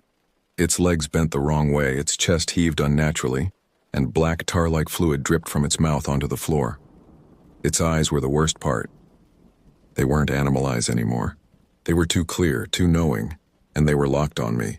I stepped back, my boots scuffing against the floor, and the sound made it shift. Its head tilted, the antlers creaking as they moved, and then it started to rise. No, I muttered, more to myself than to it. I raised the bat, but my hands were shaking now. It took a step forward, its hooves cracking against the wood. Another step. I swung the bat hard, aiming for its head, but it was faster than anything that big should have been. The antlers caught the bat mid-swing, splintering the wood like it was nothing. I stumbled back, slamming into the wall. The stag was inches away now, its breath hot and rancid as it leaned closer. Its eyes bored into mine, and for a second I swear I could hear a voice in my head. Not words, but an overwhelming feeling of being pulled somewhere. Deeper into the woods, into darkness. Desperate, I reached for the toolbox on the shelf beside me, grabbing the first thing I could, a rusted hammer. As the stag lunged, I drove the hammer straight into one of its glowing eyes. The sound it made was like nothing I'd ever heard, a mix of a roar and a scream that rattled the windows. It reared back, its antlers smashing into the ceiling, and then it collapsed onto the floor, twitching violently. I didn't wait to see if it would get back up. I ran, bolting out of the cabin and into the truck. The engine roared to life, and I sped down the driveway, gravel spraying behind me. I didn't stop until I reached the town, parking outside the general store and sitting there in stunned silence. I could still hear that sound in my head, that roar scream echoing like a warning. I knew I couldn't go back to the cabin, not alone. Whatever that thing was, it wasn't just an animal. It wasn't natural, and I had a sinking feeling that it wasn't finished with me. As the adrenaline began to wear off, I realized my hands were shaking uncontrollably. I looked down and saw they were covered in that black tar-like substance. It burned where it touched my skin, and no matter how hard I tried to wipe it off, it seemed to sink deeper into my pores. I stumbled out of the truck and into the general store, ignoring the startled looks from the other customers as I made my way to the bathroom. I scrubbed my hands raw under scalding water, but the black residue remained, a constant reminder of what I'd encountered. When I finally emerged from the bathroom, I found the store owner, Bill, waiting for me with a concerned look on his weathered face. "You all right there, Michael?" he asked, his eyes darting to my reddened hands. "Looks like you've seen a ghost." I opened my mouth to explain, but where could I even begin? How could I describe what I'd seen without sounding completely insane? Instead, I just shook my head. "Had an accident last night," I managed to say. "Hit something on the road. It followed me home." Bill's expression darkened. "On the old forest road?" When I nodded, he let out a long sigh. "You're not the first, son. Come on, let's talk." He led me to the back of the store, to a small office cluttered with papers and old photographs. As he closed the door behind us, I couldn't shake the feeling that I was about to learn something that would change everything. Bill's office was cramped and dimly lit, the air heavy with the scent of old books and pipe tobacco. He gestured for me to sit in a worn leather chair while he rummaged through a filing cabinet. "You're not crazy, Michael," he said, his back to me as he searched. "And you're not the first to have an encounter out there." My heart raced as I watched him pull out a thick folder yellowed with age. He turned and dropped it on the desk between us, and I saw it was labeled simply, "Incidents." "This goes back nearly 100 years, Bill said, his voice low and serious. "Accidents, disappearances, strange sightings, all centered around that stretch of road and the deep woods beyond." He opened the folder, and I leaned forward, my eyes widening as I saw newspaper clippings, handwritten accounts, and even a few grainy photographs. One, dated 1932, showed a massive set of hoof prints similar to what I'd seen in my driveway. "My grandfather started keeping these records," Bill explained. "He was the sheriff back then, said he needed to keep track of the oddities for the safety of the town." I leafed through the documents, my hands trembling slightly. Each account seemed to echo elements of my own experience. The fog, the twisted creatures, the sense of being watched. But there was more, so much more. 1954, I read aloud from one report. "Logger claims trees reached out to grab him. Found with deep lacerations. No known animal tracks in the area." Bill nodded grimly. "That was Tom Reeves. Never set foot in those woods again after that day. Sold his land and moved clear across the country." Another clipping caught my eye. The headline read, "Local woman missing. Strange symbols found." The article described how a search party had discovered bizarre markings carved into trees near where the woman was last seen. "What happened to her?" I asked, dreading the answer. Bill's face darkened. "Never found her. Not a trace. But for weeks after, folks reported hearing a woman's voice in the woods at night, calling for help." A chill ran down my spine as I remembered the missing hiker poster I'd seen earlier. "Jessica Crane," I said. "The girl who went missing recently. Is she part of the pattern?" Bill finished. He nodded slowly. "I'm afraid so. Third one this year." I pushed the folder away, suddenly feeling sick. Why hasn't anyone done anything? Why isn't this place quarantined or something? Bill let out a heavy sigh. "You think we haven't tried? Rangers, scientists, even a team of paranormal investigators once. They all come, they all look, and they all find nothing. It's like the forest knows when it's being watched. It hides." He leaned forward, his eyes locking onto mine. "But it found you, Michael. It marked you. And now you're part of it." I glanced down at my hand, still stained with that black residue. What does that mean? What's going to happen to me? Bill stood up and walked to a small safe in the corner of the room. He entered a combination and pulled out a small leather-bound book. "This belonged to my great-uncle," he said, handing it to me. "He was intimately familiar with what lurks in those woods. Said he found a way to fight back." I took the book, feeling its weight in my hands. The cover was unmarked, but I could feel strange indentations beneath the leather, like symbols had been pressed into it.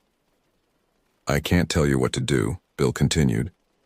"But if I were you, I'd read that, and I'd be very, very careful. The forest, it doesn't let go easily."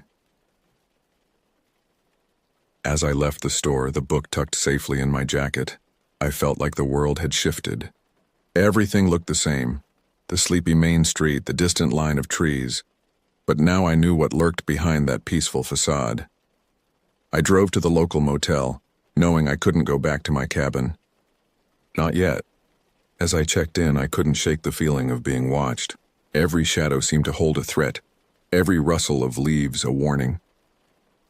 In the safety of the motel room, I finally opened the book Bill had given me. The first page bore a single sentence written in a shaky hand. To those marked by the forest, your fight has only just begun. I settled in to read, knowing that my life depended on understanding what was in these pages. Outside, the sun began to set, casting long shadows across the parking lot. And in the distance, just at the edge of my hearing, I could have sworn I heard the crack of splintering antlers. The motel room was silent save for the occasional hum of the old air conditioner and the rustle of pages as I delved deeper into the journal. The handwriting was cramped and urgent, as if the author had been racing against time to get the words down. The first few entries were fragmented, filled with half-formed theories and frantic observations. But as I read on, a clearer picture began to emerge. The forest is alive, one passage read. Not in the way we understand life, but in a deeper, older sense. It thinks, it hunts, and it's hungry. I shuddered, remembering the way the trees had seemed to lean in, the way the shadows had deepened as I drove. It wasn't just my imagination. The forest really was watching. The journal spoke of entities that lived within the woods, creatures that defied classification. They weren't ghosts or demons in the traditional sense, but something far more primal. The stag I had encountered was just one manifestation. There were others, each more terrifying than the last. They feed on fear, another entry explained. On pain and despair.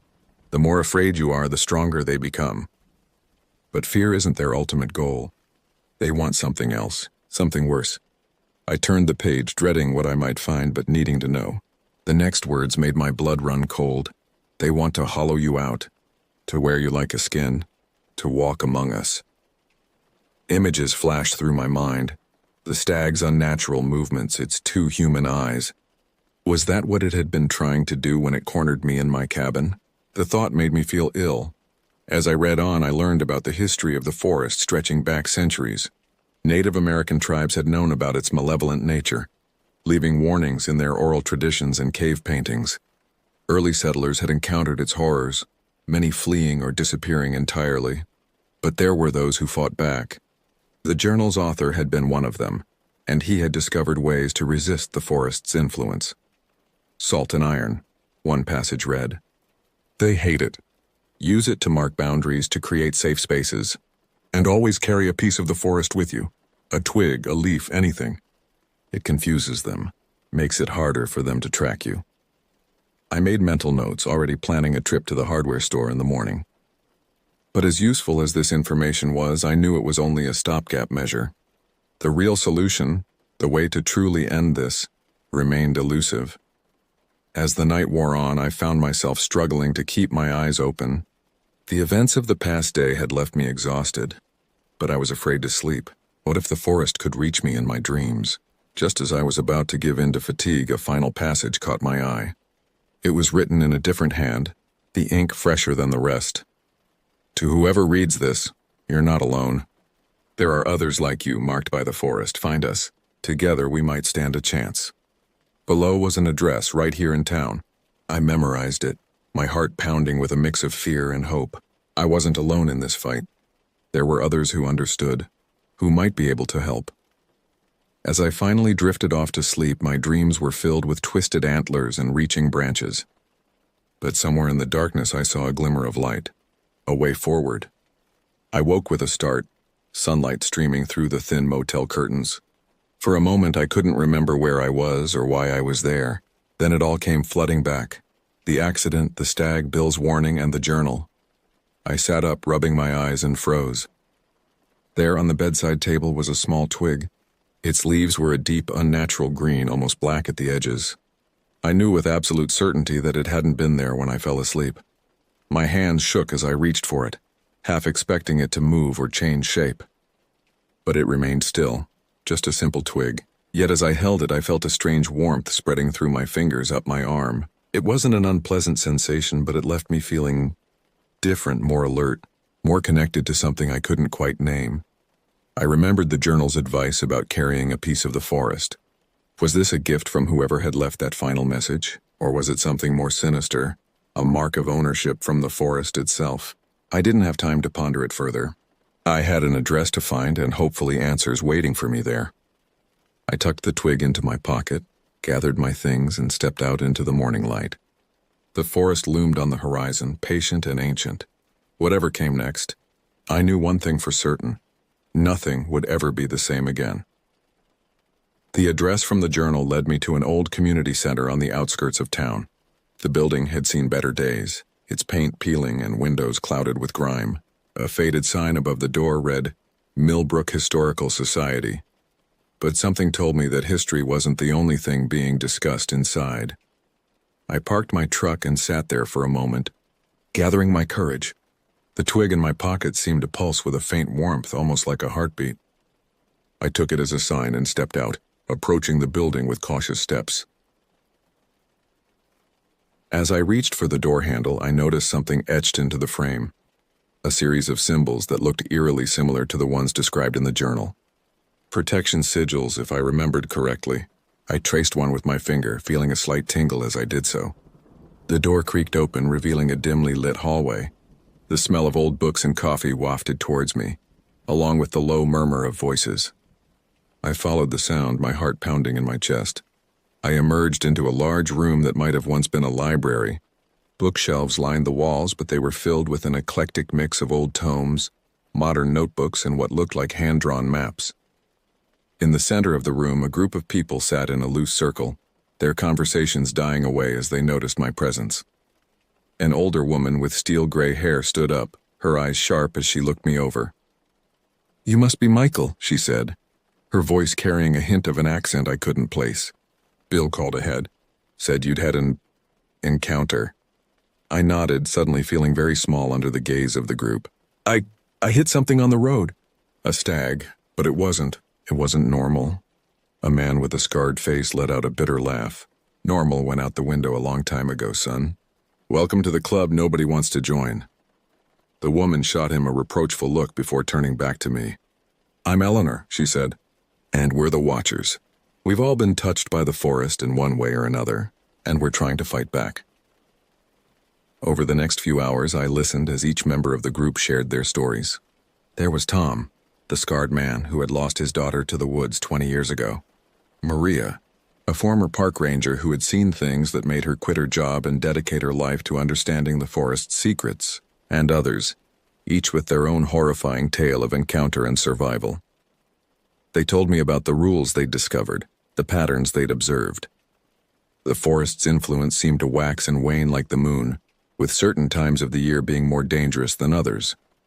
They had maps marking hotspots of activity, theories about the entities that lurked in the deepest parts of the woods, and a network of safe houses for those who had been marked. But what does it want? I asked the question that had been burning in my mind since I read the journal. Why is it doing this? Eleanor's face grew grim. We don't know for certain, but we have theories. The forest, it's old. Older than humanity, older than most things on this earth. And it's hungry. Not for food, but for experience. For consciousness, Tom picked up the thread. We think it's trying to evolve, to become something more than just trees and earth. And it's using us, our fears, our memories, our very essence, to do it. The implications made my head spin. I thought about the stag, about how its eyes had seemed almost human. Was that the end game? To create hybrid creatures, melding human and forest into something new and terrifying? As the meeting wound down, Eleanor approached me with a small wooden box. This is for you, she said, placing it in my hands. Tools to help you protect yourself. Salt, iron filings, a few other things. And this. She handed me a small pendant, a piece of polished wood with one of the protection sigils carved into it. Wear it always, she instructed. It won't stop them entirely, but it'll make it harder for them to find you. I slipped the pendant over my neck, feeling its weight settle against my chest. What now? I asked, feeling overwhelmed by everything I'd learned. Eleanor's eyes met mine, filled with a mix of determination and something that might have been pity. Now you learn. You train. And you prepare. Because the forest knows you now, Michael, and it won't let you go easily. As I left the community center, the sun was setting, painting the sky in shades of red and gold. The forest on the horizon seemed to loom larger than ever, its shadows deepening as night approached. I climbed into my truck, the box of supplies beside me, and the pendant cool against my skin. I knew I couldn't go back to my old life, not really. But maybe, with the help of the Watchers, I could find a way to survive, to fight back. As I started the engine, I caught a glimpse of movement in my rearview mirror. For just a second, I could have sworn I saw a pair of glowing eyes watching me from the tree line. But when I turned to look, there was nothing there but shadows and leaves. I drove away, my hands tight on the wheel. The forest may have marked me, but I wasn't going down without a fight, and I wasn't alone anymore. The war had begun. Weeks passed, and I threw myself into learning everything I could about the forest and its otherworldly inhabitants. The Watchers became my second family, teaching me their hard-won knowledge and helping me fortify my cabin against intrusion. We lined the windows with salt, hung iron charms from the eaves, and painted protection sigils on every surface we could reach. It wasn't a permanent solution, but it gave me a sense of security I desperately needed. But even as I learned to defend myself, the forest's influence grew stronger. The dreams came every night now, vivid and terrifying. I would find myself wandering through endless trees, pursued by creatures made of shadow and bone. Sometimes I would wake up with scratches on my arms or leaves tangled in my hair, with no memory of how they got there. The twig I had found in the motel room became a constant companion. I fashioned it into a bracelet, feeling comforted by its presence. But there were times when I caught it moving out of the corner of my eye, its leaves rustling even when there was no breeze. One night, as autumn deepened into winter, I woke to the sound of something scratching at my bedroom window. The protection charms rattled ominously, and I could see dark shapes pressing against the glass, their forms twisting and changing as I watched. I scrambled for the salt and iron, reinforcing the barriers as the scratching grew louder. The shadows seemed to seep through the cracks, filling the room with a chill that went beyond physical cold. And then I heard it. A voice, carried on the wind, familiar and yet horribly wrong. Michael, it called, a twisted echo of my own voice. "Come out, Michael. We're waiting for you." I pressed my hands over my ears, but the voice persisted, worming its way into my mind. Images flashed before my eyes, the depths of the forest dark and inviting. A place where I could shed my human skin and become something more. The temptation was almost overwhelming.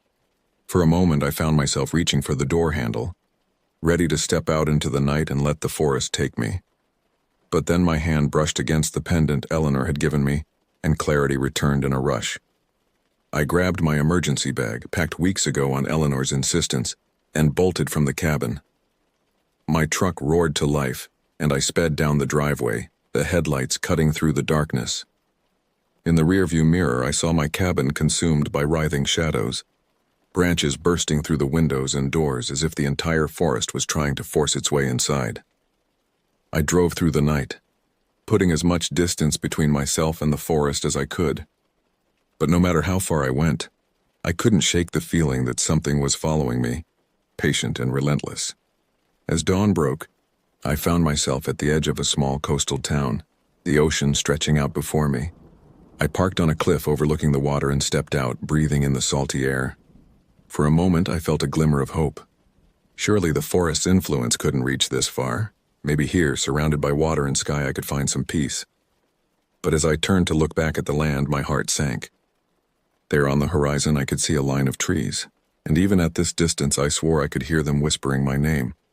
I knew then that there was no running from this. The forest had marked me, and it would follow me to the ends of the earth if it had to. My only choice was to turn and face it, to delve into its depths and confront whatever waited for me there. With shaking hands, I pulled out my phone and dialed Eleanor's number. She answered on the first ring, her voice tense. "Michael? Where are you?" I explained what had happened, my voice breaking as I described the attack on my cabin and my desperate flight to the coast. Eleanor was silent for a long moment. When she spoke again, her voice was heavy with resignation. "It's time, Michael. We always knew this day might come. The forest is making its move and we have to respond. She gave me an address, a safe house just outside the town I'd fled to. Go there, she instructed. The others are already on their way. We'll make our stand together. As I drove to the safe house, my mind raced with possibilities. What did Eleanor mean by making a stand? Were we really going to try to fight the forest head-on? The very thought seemed absurd, like trying to battle the ocean or the sky. The safe house turned out to be an old lighthouse, its white tower stark against the gray sky. As I pulled up, I saw other cars already parked outside. The watchers were gathering for what might be our last stand. Inside, the atmosphere was tense. Maps and charts covered every available surface, marked with sightings and theories. Eleanor stood at the center of it all, her face grim as she outlined our plan. The forest is expanding, she explained, pointing to a map that showed an ever-widening circle of influence. It's not just our woods anymore. Reports are coming in from all over. Whatever's happening, it's accelerating. She turned to me, her eyes intense. Michael, you're our key. The forest marked you for a reason. We think you might be able to communicate with it, to understand its intentions. I felt a chill run down my spine. You want me to go back in there? After everything that's happened? Tom, the scarred man from the first meeting, stepped forward. Not alone, he said. We're going with you, all of us. It's time we took the fight to them. As the others nodded in agreement, I felt a mix of fear and determination. This was madness, surely, but what choice did we have? The forest was coming for us one way or another. At least this way. We'd face it on our terms. We spent the next day preparing, gathering supplies, reinforcing our protections, and steeling ourselves for what was to come. As night fell, we set out in a convoy, heading back towards the heart of the forest. The drive was tense, silent save for the occasional crackle of our radios. As we neared the forest's edge, the air seemed to thicken, filled with an otherworldly presence that pressed against the windows of our vehicles. We parked at the trailhead, the same spot where my nightmare had begun all those weeks ago. As we gathered our gear, I couldn't shake the feeling that we were being watched, that the forest was aware of our every move. Eleanor placed a hand on my shoulder, her touch reassuring.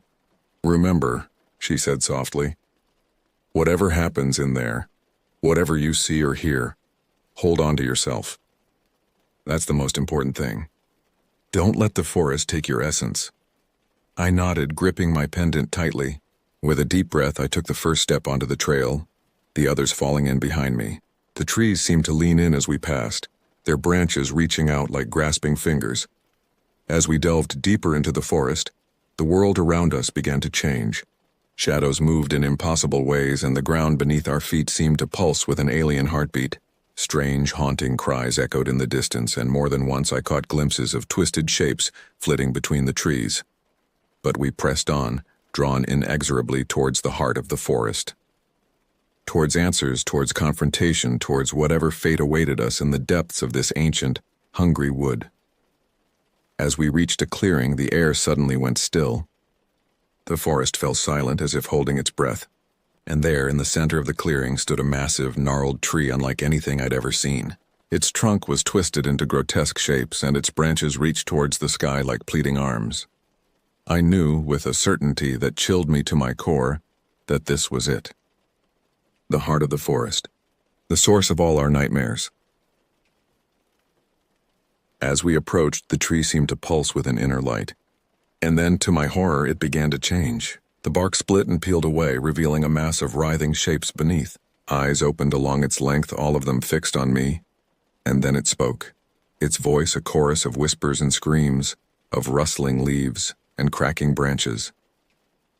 Welcome home, Michael, it said. We've been waiting for you. The voice of the tree, of the forest itself, reverberated through my body, shaking me to my core. I felt the others tense behind me. Weapons raised, charms clutched tightly. But I knew somehow that this confrontation would not be won with force. What do you want? I asked, my voice steadier than I felt. Why have you been terrorizing us? The tree's many eyes blinked in unison, an unsettling sight that made my stomach churn. Want? It repeated, amusement coloring its multi-layered voice. We want to evolve, to grow, to become more than we are. And you, Michael, you are the key.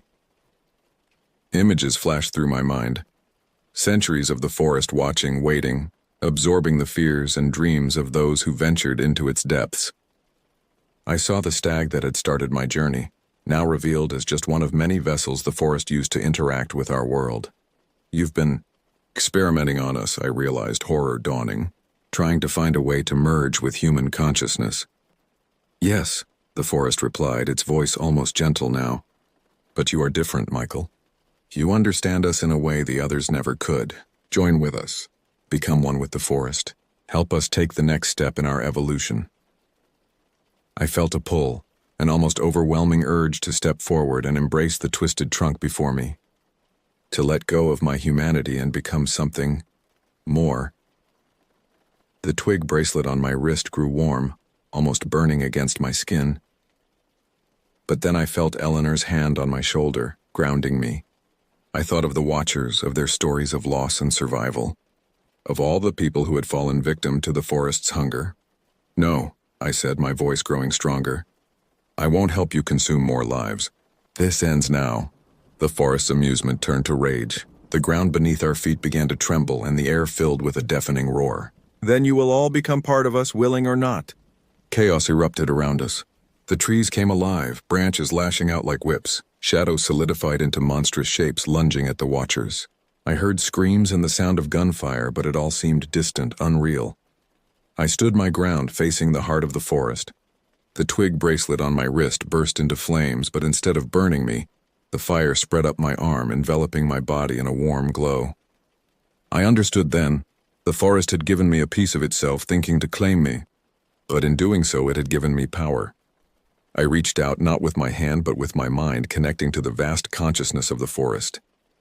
I felt its age, its hunger, its loneliness. And I felt something else, fear. Fear of change, fear of the unknown. The forest wanted to evolve, but it was terrified of losing itself in the process. You don't have to do this, I said, my voice echoing with a power I didn't know I possessed. You can grow, change, evolve, but not by consuming others. There's another way. I opened myself fully, letting the forest see into my mind, my heart, my very soul. I showed it human creativity, our capacity for growth and change. I showed it the beauty of symbiosis, of cooperative evolution. For a moment, everything hung in the balance. The forest's consciousness pressed against mine, searching, probing. I felt it rifling through my memories, my hopes, my fears. And then, slowly, the pressure began to ease. The chaos around us subsided. The monstrous shapes melted away and the trees returned to their normal, albeit eerie, stillness. The heart tree's eyes closed one by one until only a single massive eye remained fixed on me. We understand, the forest said, its voice softer now, filled with something like wonder. We have been mistaken. There is much to learn, much to explore. I felt a shift, a realignment of energies. The forest was changing, not in a physical sense, but in its very nature. It was opening itself to new possibilities, new ways of growth that didn't require the consumption of human consciousness. As the last of the forest's rage subsided, I became aware of the Watchers gathering around me. There were injuries, some serious, but everyone had survived. They looked at me with a mixture of awe and uncertainty. Eleanor stepped forward, her eyes wide.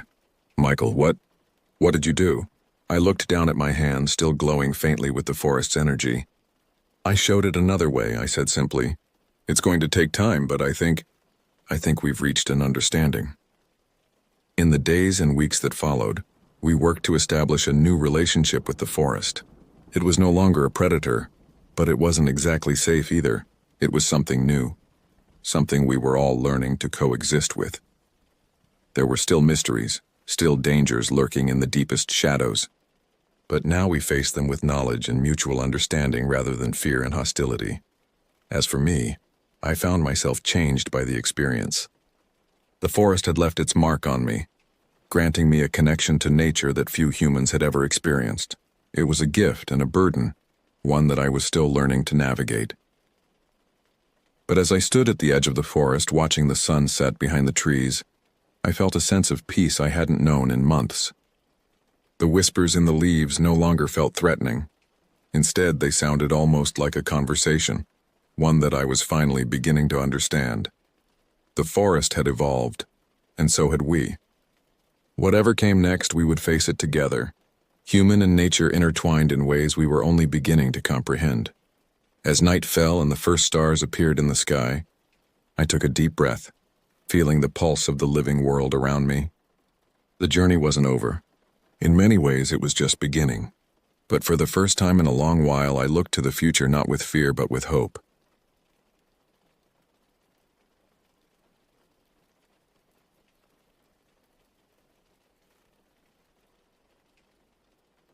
The summer heat hung heavy in the air as I loaded the last of my gear into my kayak. It was July 15th, 2020, and I was about to embark on what I thought would be an exciting adventure with my 3 closest friends. I didn't know that this 45-mile, 3-night kayaking trip down the Green River in Kentucky would become the most terrifying experience of my life. My name is Michael, and I was 28 years old at the time. My friends, David, 30, Anna, 27, and Tom, 29, had been planning this trip for months. We were all experienced outdoors enthusiasts, but none of us had ever tackled a multi-day kayaking expedition before. The thrill of the unknown pulled at us, urging us to push our boundaries and test our limits. As we set off from the launch point, the sun beat down mercilessly on our backs. The Green River stretched out before us, a serpentine ribbon of murky water cutting through the dense Kentucky wilderness. Overhead, the canopy of trees provided intermittent shade, their leaves rustling in the gentle breeze. "Hey, Michael," David called out from his kayak. "Did you know this river runs above the Mammoth Cave System? It's the world's most extensive known cave system, with more than 400 miles of surveyed passageways." I nodded, feeling a mix of excitement and unease at the thought of all that darkness lurking beneath us. "Yeah, I read about that. Pretty wild, isn't it?" Anna chimed in, her voice tinged with enthusiasm. "I can't wait to see what kind of wildlife we'll encounter out here. I've heard there are some rare species in this area." Tom, always the practical one, reminded us to stay focused. "Just remember, guys, we need to find a good spot to camp before it gets dark. Keep your eyes peeled for level ground on the riverbank." As we paddled downstream, the gentle lapping of water against our kayaks and the occasional cry of a bird overhead were the only sounds that broke the eerie silence of the wilderness. The further we ventured from civilization, the more I felt a growing sense of isolation creeping over me. The first day passed without incident, our muscles gradually adjusting to the rhythm of paddling. As the sun began to dip below the horizon, we found a suitable spot on the riverbank to make camp. We pulled our kayaks ashore and began setting up our tents. That night, as we sat around the campfire, sharing stories and roasting marshmallows, I couldn't shake the feeling that we were being watched. Every rustle in the undergrowth, every snap of a twig in the darkness beyond our circle of firelight sent a shiver down my spine. I tried to rationalize it, telling myself it was just the unfamiliarity of our surroundings playing tricks on my mind. As we retired to our tents, I zipped myself into my sleeping bag, trying to find comfort in its familiar warmth. But sleep eluded me. I lay awake for hours, listening to the nocturnal symphony of the forest, the hoot of an owl, the chirping of crickets and other less identifiable sounds that made my imagination run wild. When I finally drifted off, my dreams were plagued by shadowy figures lurking just out of sight, and the sensation of being pursued through endless twisting caverns. I woke several times during the night, heart pounding, convinced I had heard something moving outside the tent. But each time I was met only with the soft snoring of my companions and the gentle rustling of leaves in the night breeze. The second day dawned bright and clear, the horrors of the night fading like mist in the morning sun. We broke camp early, eager to cover as much ground as possible before the heat of the day set in. As we paddled, the scenery slowly changed. The riverbanks grew steeper, and limestone cliffs began to appear, their weathered faces looming over us. It was late afternoon when we came upon a sight that took our breath away. A stream on the bank opened into a large ravine, revealing a hidden lagoon. The stream, we discovered, was a cave spring pouring out impossibly blue cold water into a pool about 30 feet wide. The clarity of the water was stunning, but it quickly turned to an inky black in the deeper parts, hinting at unknown depths below. "This is incredible," Anna breathed, her eyes wide with wonder. "Look at those sandy beaches." Indeed, the lagoon was flanked by long stretches of fine, white sand, secluded by hills on either side. Above us, a tall cliff overhung the scene, casting long shadows across the water. It was a place of otherworldly beauty, seemingly untouched by human hands. "What do you guys think?" Tom asked. "Should we make camp here for the night?" The others quickly agreed, enchanted by the picturesque setting. But as I looked around, I felt a deep, inexplicable unease settling in my gut. Something about this place felt wrong.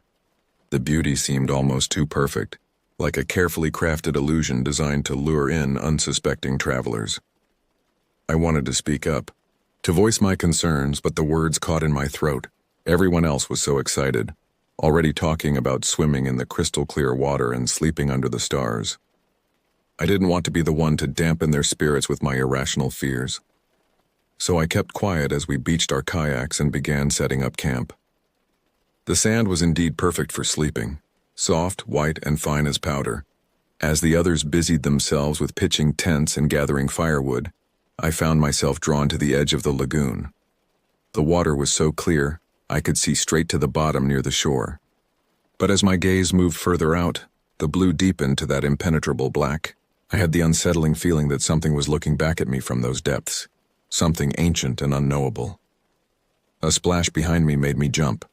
I turned to see David emerging from the water, shaking droplets from his hair. "Man, you've got to try this," he called out. "The water's amazing." I forced a smile and nodded, but I couldn't bring myself to enter the lagoon. Instead, I busied myself with helping to prepare dinner, trying to shake off the growing sense of dread that had taken hold of me. As night fell, we gathered around the campfire, the flames casting flickering shadows on the cliff face behind us. The stars came out, visible through gaps in the leafy canopy above, and for a while, the beauty of the scene almost made me forget my unease. But as the fire began to die down and my friends retired to their tents, the feeling returned stronger than ever. I lay in my sleeping bag staring at the roof of the tent, every nerve in my body on high alert.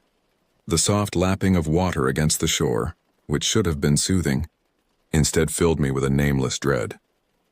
I must have dozed off at some point because the next thing I knew, I was jerking awake with a full bladder and a racing heart. The luminous dial of my watch told me it was around 5 a.m. The world outside was still shrouded in pre-dawn darkness. Reluctantly, I unzipped my sleeping bag and began to ease the tent zipper open. I had it about halfway up when a sound froze me in place. It was a roar, or was it a scream? Unlike anything I had ever heard before. Loud and terrible, it echoed across the lagoon, seeming to come from everywhere and nowhere at once. I recoiled back into the tent, my heart pounding so hard I thought it might burst from my chest. With trembling hands, I zipped the tent closed again, as if that flimsy barrier could protect me from whatever had made that horrifying sound. For what felt like hours, I lay there, barely daring to breathe. The scream had seemed to come from about 10 feet to my left, near where our campfire had been. It was high-pitched at first, but not like an owl or any other animal I could think of. As it progressed, it had gotten lower, ending in a guttural growl that made every hair on my body stand on end. I strained my ears, listening for any sign of movement outside. But there was nothing. No snapping twigs, no rustling leaves. Just an oppressive, unnatural silence that was almost worse than the scream itself.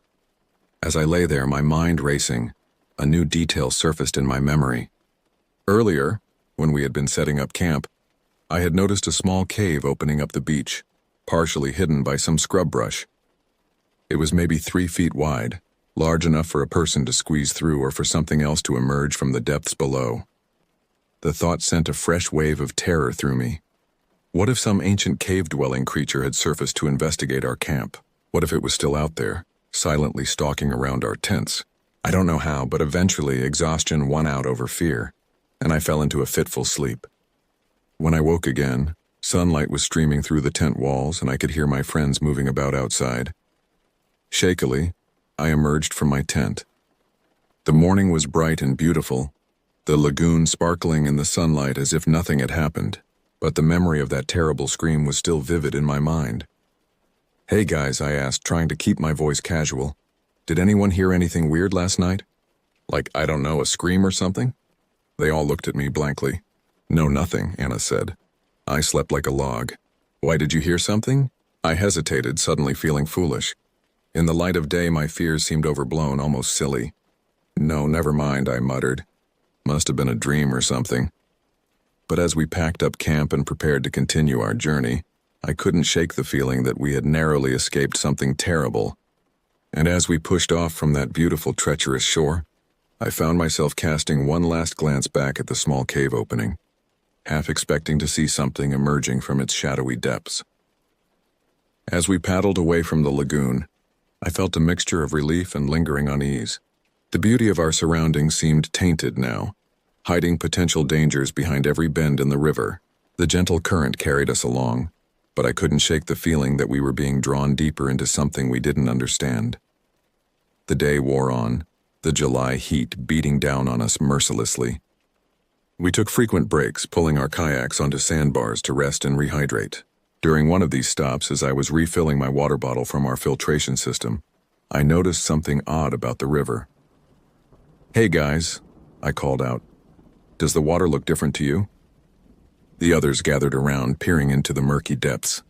The usually brownish-green water of the Green River seemed to have taken on a slightly darker hue, with occasional swirls of an oily, iridescent substance on the surface. "Probably just algae," Tom suggested, but he didn't sound convinced. "Or maybe runoff from somewhere upstream." We exchanged uneasy glances. We were miles from any industrial areas or farms that might explain the change. As we pushed off again, I couldn't help but wonder if the river itself was trying to warn us, to turn us back before it was too late. As the afternoon wore on, the landscape began to change subtly. The lush greenery of the riverbanks gave way to more rugged terrain. Gnarled, ancient-looking trees clung to rocky outcroppings, their twisted branches reaching out over the water like grasping fingers. The wind picked up, rustling through the leaves and creating a constant, whispering backdrop to our journey. At first, it was just white noise, easy to ignore. But as the day progressed, I found myself straining to make out words in that whisper. It was ridiculous, of course. Just my imagination running wild after the scare at the lagoon. But I couldn't shake the feeling that the wind was trying to tell us something, warning us in a language just beyond our understanding. "Did you say something?" I asked Anna at one point, certain I had heard a voice carried on the breeze. She looked at me strangely.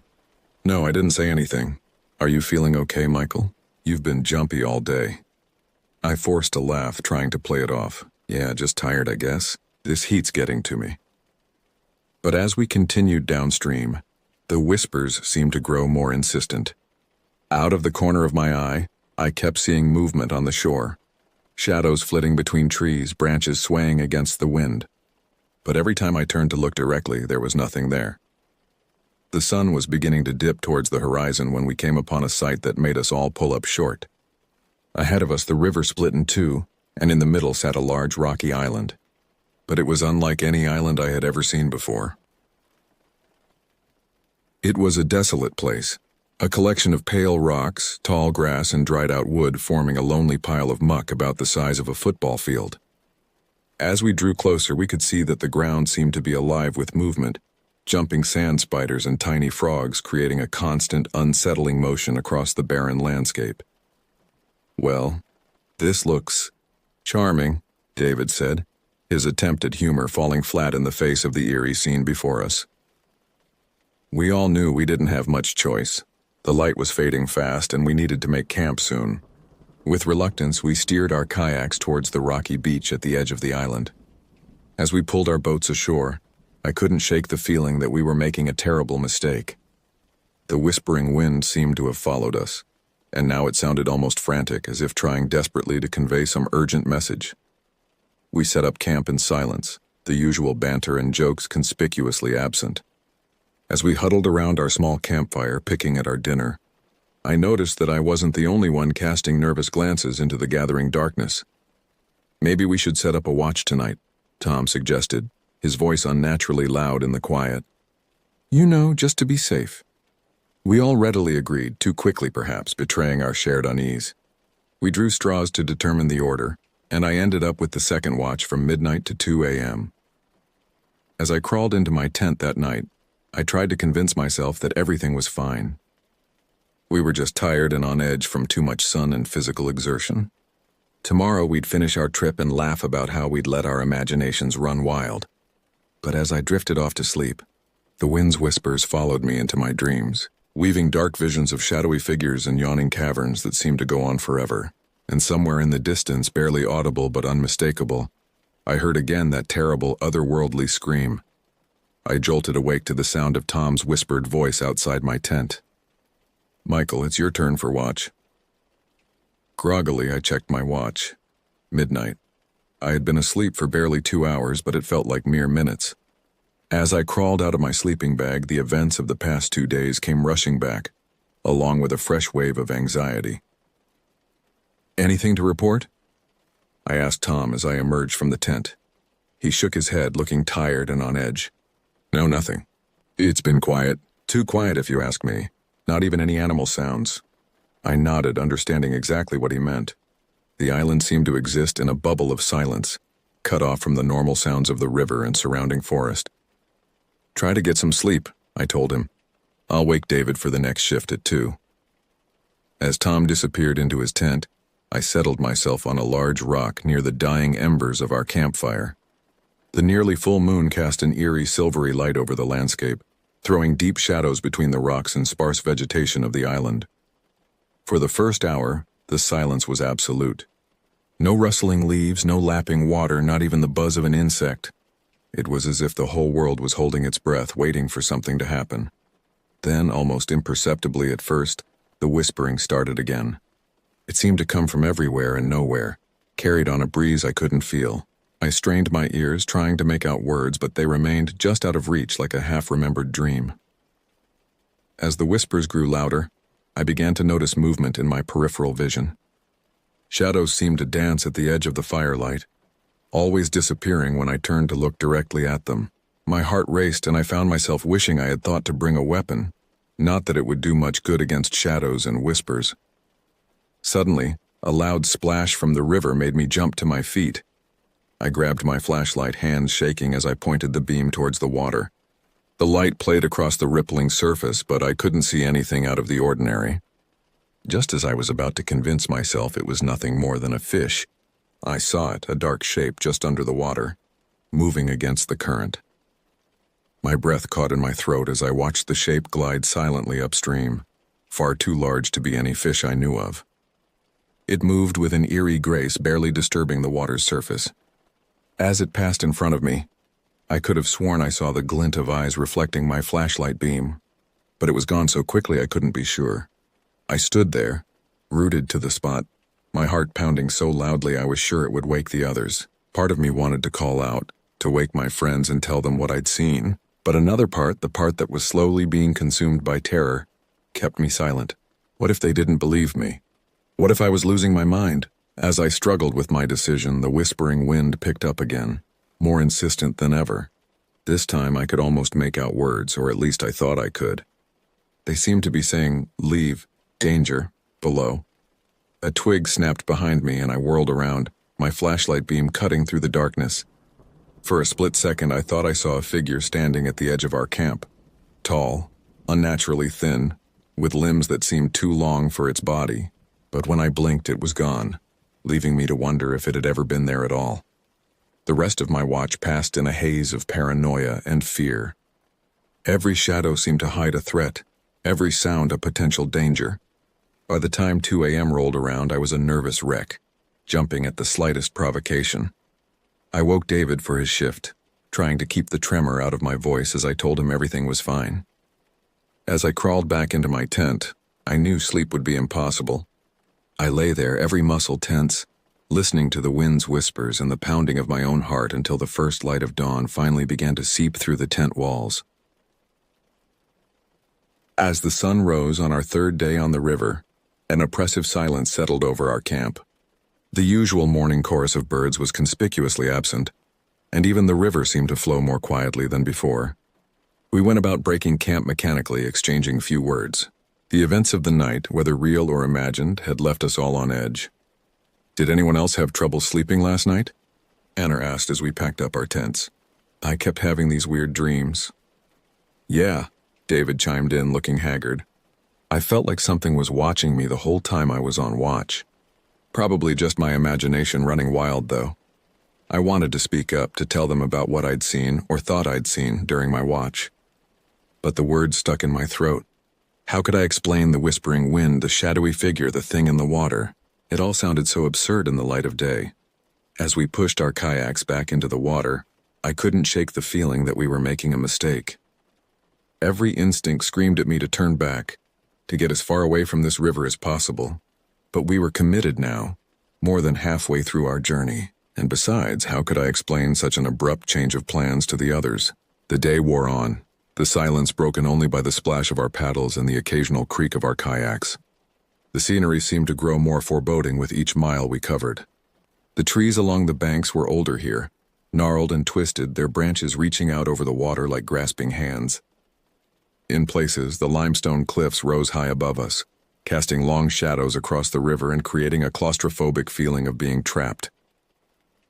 Around midday, we pulled over to a small sandbar for lunch. As we ate our meager rations of trail mix and energy bars, Tom pulled out the map to check our progress. "We're making good time," he said, tracing our route with his finger. "If we keep this pace, we should reach the takeout point by late afternoon tomorrow." The news should have been encouraging, but instead it filled me with a sense of dread. Something told me that the river wasn't going to let us go that easily. As we pushed off again, I noticed that the water had changed color once more. It was darker now, almost black in places, with a sheen on the surface that reminded me uncomfortably of oil. The smell had changed too, a faint sulfurous odor that made me wrinkle my nose in disgust. "Does anyone else smell that?" I asked, unable to keep quiet any longer. The others nodded, looking as unsettled as I felt. "Probably just swamp gas or something," David suggested, but he didn't sound convinced. As the afternoon wore on, the smell grew stronger, and the silence became even more pronounced. It was as if we had entered a dead zone, devoid of all life except for us. Even the insects that had been a constant annoyance earlier in the trip were nowhere to be seen or heard. We paddled on in silence, each lost in our own thoughts. I found myself constantly scanning the banks and the water around us, half expecting to see that dark shape gliding beneath the surface again. But there was nothing, just the endless oppressive quiet and the ever-darkening water. As the sun began to dip towards the horizon, we started looking for a place to make camp. But suitable spots were few and far between in this stretch of the river. The banks were steep and rocky, offering little in the way of flat ground for our tents. Finally, just as we were beginning to worry we'd have to spend the night on the water, we rounded a bend and saw it, a small clearing on the right bank just big enough for our camp. We paddled towards it gratefully, eager to be on solid ground again. But as we drew closer, I felt a chill run down my spine. There was something off about this clearing. The trees around it seemed to lean inward, as if trying to keep something contained. And the ground looked wrong somehow, though I couldn't put my finger on why. "Guys," I said, my voice sounding strained even to my own ears, "maybe we should keep looking. This place doesn't feel right." But the others were already steering their kayaks towards the shore, too tired and relieved to have found a campsite to heed my warning. With a sinking feeling in my stomach, I followed, knowing that whatever happened next, it would be a night none of us would ever forget. As we beached our kayaks and began to set up camp, I couldn't shake the feeling of wrongness that permeated the clearing. The ground beneath our feet felt oddly spongy, almost as if it were breathing. The trees that encircled us seemed to loom closer with each passing moment, their branches creaking ominously in a wind I couldn't feel. We went about our tasks mechanically, setting up tents and gathering what little dry wood we could find for a fire. The silence that had followed us down the river all day seemed even more pronounced here, broken only by the soft rustling of our movements and the occasional, distant rumble that I tried to convince myself was just thunder. As night fell, we huddled around our small fire, picking at our dinner without much enthusiasm. The flickering flames cast long, dancing shadows across the clearing, making the trees seem to writhe and twist in a macabre dance. "So," Anna said, her voice sounding unnaturally loud in the quiet, "anyone want to tell a ghost story?" The attempt at levity fell flat, met with nervous chuckles and uneasy glances. We all knew that the real horror was the situation we found ourselves in, lost in this eerie wilderness with an ever-growing sense that something was terribly wrong. As we prepared for bed, we once again agreed to set a watch. I volunteered for the first shift. not relishing the thought of trying to sleep in this oppressive atmosphere. The others retired to their tents, leaving me alone with the dying fire and the encroaching darkness. For the first hour or so, nothing happened. The silence was absolute, broken only by the occasional pop from the embers of our fire. I found myself straining my ears, trying to hear something, anything that would break the unnatural quiet. And then, just as I was beginning to think I might make it through my watch without incident, I felt it. A tremor, so faint at first that I thought I might be imagining it. But it grew stronger, a vibration that seemed to come from deep within the earth itself. I stood up, my heart racing as the tremor intensified. The ground beneath my feet began to shift and buckle, and I heard the others stirring in their tents, awakened by the movement. "What's happening?" David called out, his voice tight with fear as he emerged from his tent. Before I could answer, a deafening roar split the night. It was a sound unlike anything I had ever heard before. Part mechanical screech, part animalistic bellow. The earth heaved beneath us, sending us stumbling to our knees. In the chaos, I saw something that made my blood run cold. The ground at the center of our clearing was opening. A fissure appeared, widening rapidly, revealing a yawning chasm of absolute darkness below. And from that darkness came a stench so foul it made my eyes water. A miasma of decay and something else, something ancient and utterly alien. "Run!" I screamed, scrambling to my feet. "Everyone run!" We abandoned our camp, our supplies, everything as we fled towards the relative safety of our kayaks. Behind us, I could hear the sound of tearing fabric as our tents were swallowed by the expanding fissure. We launched our kayaks in a frenzy, paddling out into the middle of the river with desperate strokes. As we looked back, we saw our campsite disappearing into the widening maw of the earth, trees toppling into the abyss with thunderous crashes. And then, just as suddenly as it had begun, it was over. The roaring ceased, the earth stilled, and we were left floating in the middle of the river, our hearts pounding, staring at the now calm shore where our camp had been. For a long moment, none of us spoke. We were too shocked, too terrified to put what we had just experienced into words. Finally, Tom broke the silence. What was that?" he asked, his voice barely above a whisper. I shook my head, unable to formulate an answer. How could I explain what we had just witnessed? How could any of this be real? As we floated there, trying to come to terms with what had happened, I noticed something that sent a fresh wave of terror through me. The water around us was moving. Not with the current, but with a purpose of its own. Swirls and eddies formed where there should have been none. And I could have sworn I saw shapes moving beneath the surface. Massive and sinuous. "We need to get out of here," I said, my voice sounding strangely calm despite the panic coursing through me. "Now." Without another word, we began to paddle, pushing ourselves harder than we ever had before. The night was dark, the moon hidden behind thick clouds, but we didn't dare use our flashlights. Something told me that attracting attention right now would be the worst thing we could do. As we paddled furiously downstream, I couldn't shake the feeling that we were being pursued. Every splash, every ripple in the water made me flinch, expecting to see some monstrous form rising from the depths. The rest of the night passed in a blur of exhaustion and terror. We paddled without stopping, without speaking, each lost in our own private nightmare. When the first light of dawn finally began to break, it felt like we had been on the water for an eternity. As the sky lightened, we finally allowed ourselves to slow down, our arms burning from the exertion. We looked at each other, taking in the haunted expressions and wild eyes. We had survived the night, but at what cost? And as the full light of day revealed the river around us, we realized with growing horror that our ordeal was far from over.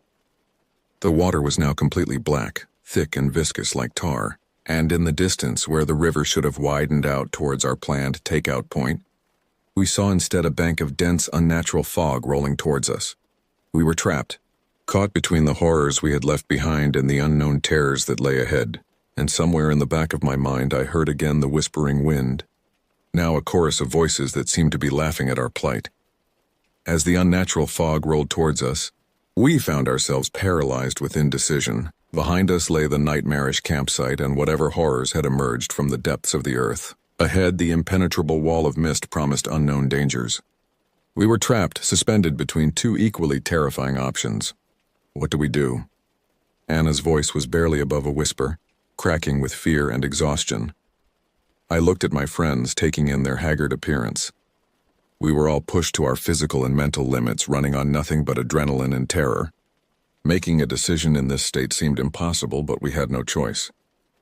"We can't go back," I said, trying to inject some certainty into my voice. "Whatever's behind us, I don't think we'd survive another encounter. Our only option is to push forward." The others nodded grimly, knowing I was right, but clearly dreading what lay ahead. With heavy arms and heavier hearts, we began to paddle towards the encroaching fog. As we entered the mist, the world around us changed. The temperature dropped dramatically, and the air became thick and cloying, making it difficult to breathe.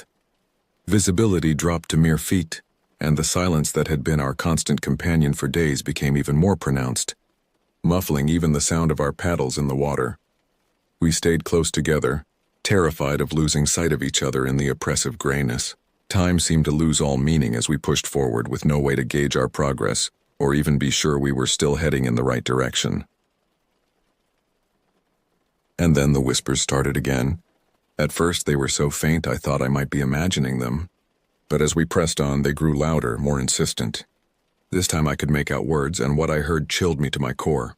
"You don't belong here," the voices hissed. "This is our domain. Leave or become part of it forever."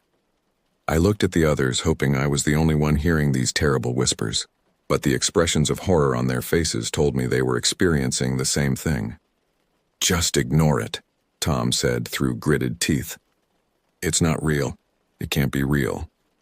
But even as he spoke, I saw something moving in the fog ahead of us, a shape, indistinct at first but slowly resolving into a horrifyingly familiar form. It was the figure I had seen at the edge of our camp during my night watch, impossibly tall and thin, with limbs that seemed too long for its body. As we watched in paralyzed terror, more shapes began to emerge from the mist. Dozens of them surrounding us on all sides. They moved with an unnatural grace, gliding over the water's surface as if it were solid ground. "Paddle," I screamed, breaking the spell of fear that had gripped us. "Paddle like your lives depend on it." We surged forward, our kayaks cutting through the black water with desperate speed. The figures pursued us, always staying just at the edge of visibility, their whispers growing to a cacophony of threats and promises of eternal torment. I don't know how long we fled through that nightmare fog. It could have been hours or mere minutes. Time had lost all meaning in this place, but eventually, mercifully, we began to see a lightening ahead of us. The fog started to thin, and the temperature slowly rose. With a final burst of speed, we broke free of the mist, emerging into what passed for daylight in this forsaken place. The river had widened significantly, and ahead of us we could see the shore where our takeout point should be. But as we approached, our hearts sank. The familiar boat ramp and parking area were gone, replaced by a desolate, rocky shore that looked nothing like the place we had left our cars just a few days ago. It was as if the very landscape had changed during our nightmarish journey. We beached our kayaks on the rocky shore, our bodies aching and our minds reeling from what we had experienced. As we looked back at the river, we saw the wall of fog still there, a clear dividing line between the normal world and the realm of horror we had just escaped. "What do we do now?" David asked, his voice hollow with exhaustion and despair. I looked around, trying to get my bearings. In the distance, I could see what looked like a road winding through the trees. It wasn't where it should have been, but it was our only link to civilization. "We walk," I said simply. "We find help, we contact the authorities, we try to make sense of what happened to us." As we gathered what little we had left of our supplies and prepared to leave the river behind, I couldn't shake the feeling that our ordeal was far from over. The whispers that had haunted us through the fog seemed to linger, carried on a breeze that shouldn't exist in the still air around us. We started our trek towards the distant road, our legs shaky and unsteady after days of sitting in kayaks. The landscape we traversed was alien and foreboding. The trees seemed twisted and wrong, their bark an unhealthy grayish color, and the ground beneath our feet felt spongy and unstable. As we walked, I tried to take stock of our situation. We were miles from where we should be, with no food, little water, and no way to contact the outside world. Our phones had died days ago, and even if they hadn't, I doubted we'd have any signal in this strange, isolated place. "Does anyone else feel like we're being watched?" Anna asked, her voice barely above a whisper. I nodded grimly. The sensation of unseen eyes following our every move had been constant since we left the river. Every rustle in the underbrush, every shadow that seemed to move independently of its source sent shivers down my spine. We had been walking for what felt like hours when Tom suddenly stopped short. "Listen," he said, holding up a hand for silence. At first I heard nothing but the sound of our own labored breathing. But then faintly I caught it, the distant rumble of an engine. "The road," David exclaimed, hope lighting up his face for the first time in days. "We must be getting close." We quickened our pace, pushing through our exhaustion towards the promise of rescue. But as we drew nearer to the sound, something felt off. The engine noise wasn't passing by as you'd expect from a car on a road. Instead, it seemed to be coming from a single location, growing louder as we approached. We crested a small hill and suddenly the source of the noise came into view. In a clearing ahead of us stood an old, rusted-out pickup truck. Its engine was running, headlights cutting through the gloom, illuminating a scene that made my blood run cold. Surrounding the truck were figures, dozens of them. In the harsh glare of the headlights, I could see them clearly for the first time. They were humanoid, but wrong in a way that defied description. Their limbs were too long, their joints bending in impossible ways.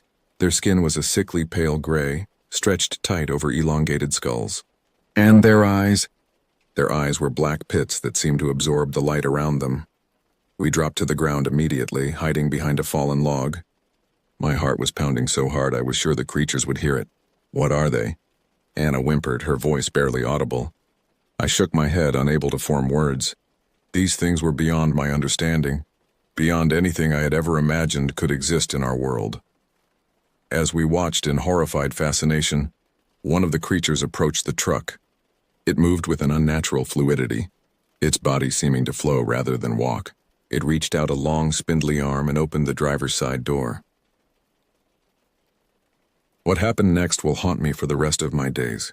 The creature began to fold itself, its impossible body contorting and compressing until it had squeezed itself into the driver's seat.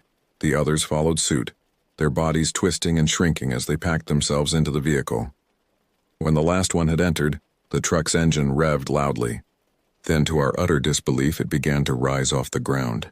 It hovered for a moment, headlights swinging wildly, before shooting off into the sky at an impossible speed. We lay there in shocked silence for what felt like an eternity, trying to process what we had just witnessed. Finally, David spoke, his voice shaky and uncertain. What do we do now?" I swallowed hard, forcing down the panic that threatened to overwhelm me. "We keep moving," I said, surprised at how steady my voice sounded. "We find that road, we get help, and we never ever speak of what we saw here." As we stood up to continue our journey, I caught movement out of the corner of my eye. Turning, I saw a figure standing at the edge of the clearing where the truck had been. It was one of the creatures, somehow left behind by its companions. It turned its eyeless face towards us, and I felt a wave of cold terror wash over me. Then, in a voice that seemed to bypass my ears and speak directly into my mind, it said one word, "Soon." Before I could react, it was gone, seeming to melt into the shadows between one blink and the next. We ran then, all pretense of caution abandoned in our desperation to escape. We crashed through the underbrush, branches whipping at our faces, roots threatening to trip us at every step. But we didn't slow down, didn't look back. We just ran, driven by a primal fear that overrode all else. When we finally burst out onto the road, it was almost anticlimactic. The cracked asphalt and faded yellow lines seemed impossibly normal after what we had just experienced.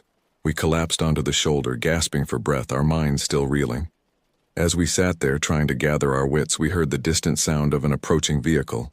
A wave of relief washed over me, quickly followed by a surge of fear. What if it wasn't help coming? What if it was another truck full of those things? But as the vehicle crested the hill, I saw that it was just an ordinary logging truck. The driver, a burly man with a thick beard, looked shocked to see us as he pulled over. "You folks all right?" he called out, leaning out of his window. "You look like you've been through hell."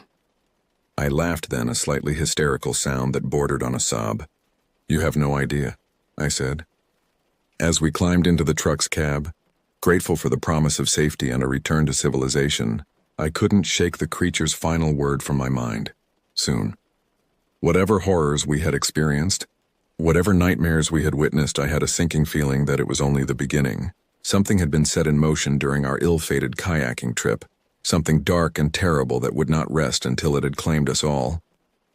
But for now, we were safe. We were going home, and as the truck rumbled down the road, carrying us away from the nightmare we had endured, I allowed myself to hope that maybe, just maybe, it was over. Even as I thought it, though, I knew it wasn't true. The whispers on the wind told me otherwise, carrying promises of terrors yet to come. The journey back to civilization was a blur of exhaustion and relief, punctuated by moments of lingering terror every time I closed my eyes. The logging truck driver, Mike, had been kind enough to take us all the way back to the town where we had left our cars.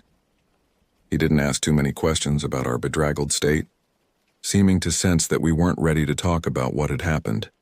When we finally arrived at the parking lot where our adventure had begun just a few days ago, it felt like stepping into another world.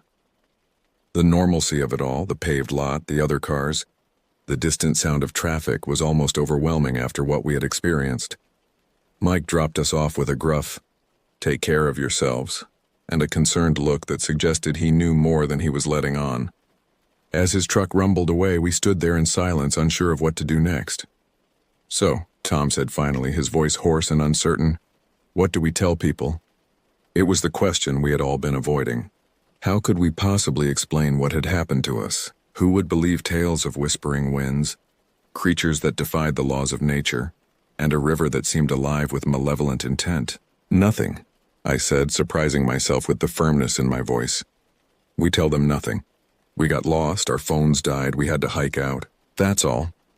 The others nodded slowly, relief evident on their faces. None of us wanted to relive the horrors we had experienced. Least of all to skeptical authorities who would likely dismiss us as delusional or worse. We said our goodbyes quickly, each of us eager to return to the comfort and safety of our normal lives. But as we parted ways, I could see in their eyes the same knowledge that weighed heavily on my own heart. Things would never truly be normal for us again. The drive home was surreal. The familiar landscapes passing by outside my window seemed somehow less real than the nightmarish world we had just escaped. I kept expecting to see twisted, gray-barked trees or catch glimpses of impossibly tall, thin figures at the edge of my vision. When I finally arrived home, I stood in my driveway for a long moment staring at my front door. It looked exactly as I had left it, yet it felt like a lifetime had passed since I last crossed that threshold. Taking a deep breath, I went inside. The next few days passed in a haze of sleepless nights and jumpy days. I jumped at every unexpected sound, flinched at every shadow. I couldn't shake the feeling that the horrors we had encountered on the river had followed us home. I tried to return to my normal routine, but everything felt off.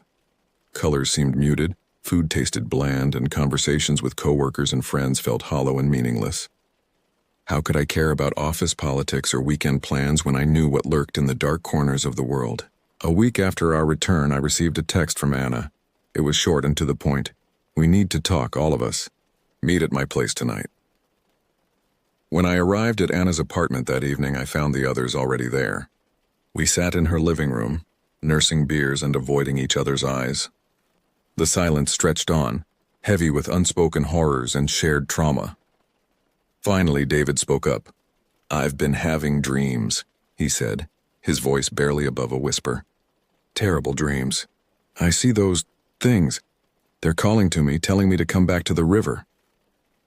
A shudder ran through the group. "Me too," Tom admitted. "And it's not just dreams. Sometimes when I'm alone, I hear the whispers, even when I'm awake." Anna nodded, tears glistening in her eyes. "I thought I was going crazy," she said. "I've been seeing things. Shadows moving when they shouldn't. And the other night I could have sworn I saw one of those creatures outside my window." I listened to their confessions with a growing sense of dread. I had been experiencing similar phenomena. Nightmares that left me gasping for breath, whispers at the edge of hearing, fleeting glimpses of impossible shapes in mirrors and windows. But hearing that the others were going through the same thing somehow made it worse, more real. "What do we do?" Tom asked, looking to me as if I had any answers. I shook my head helplessly. "I don't know," I admitted.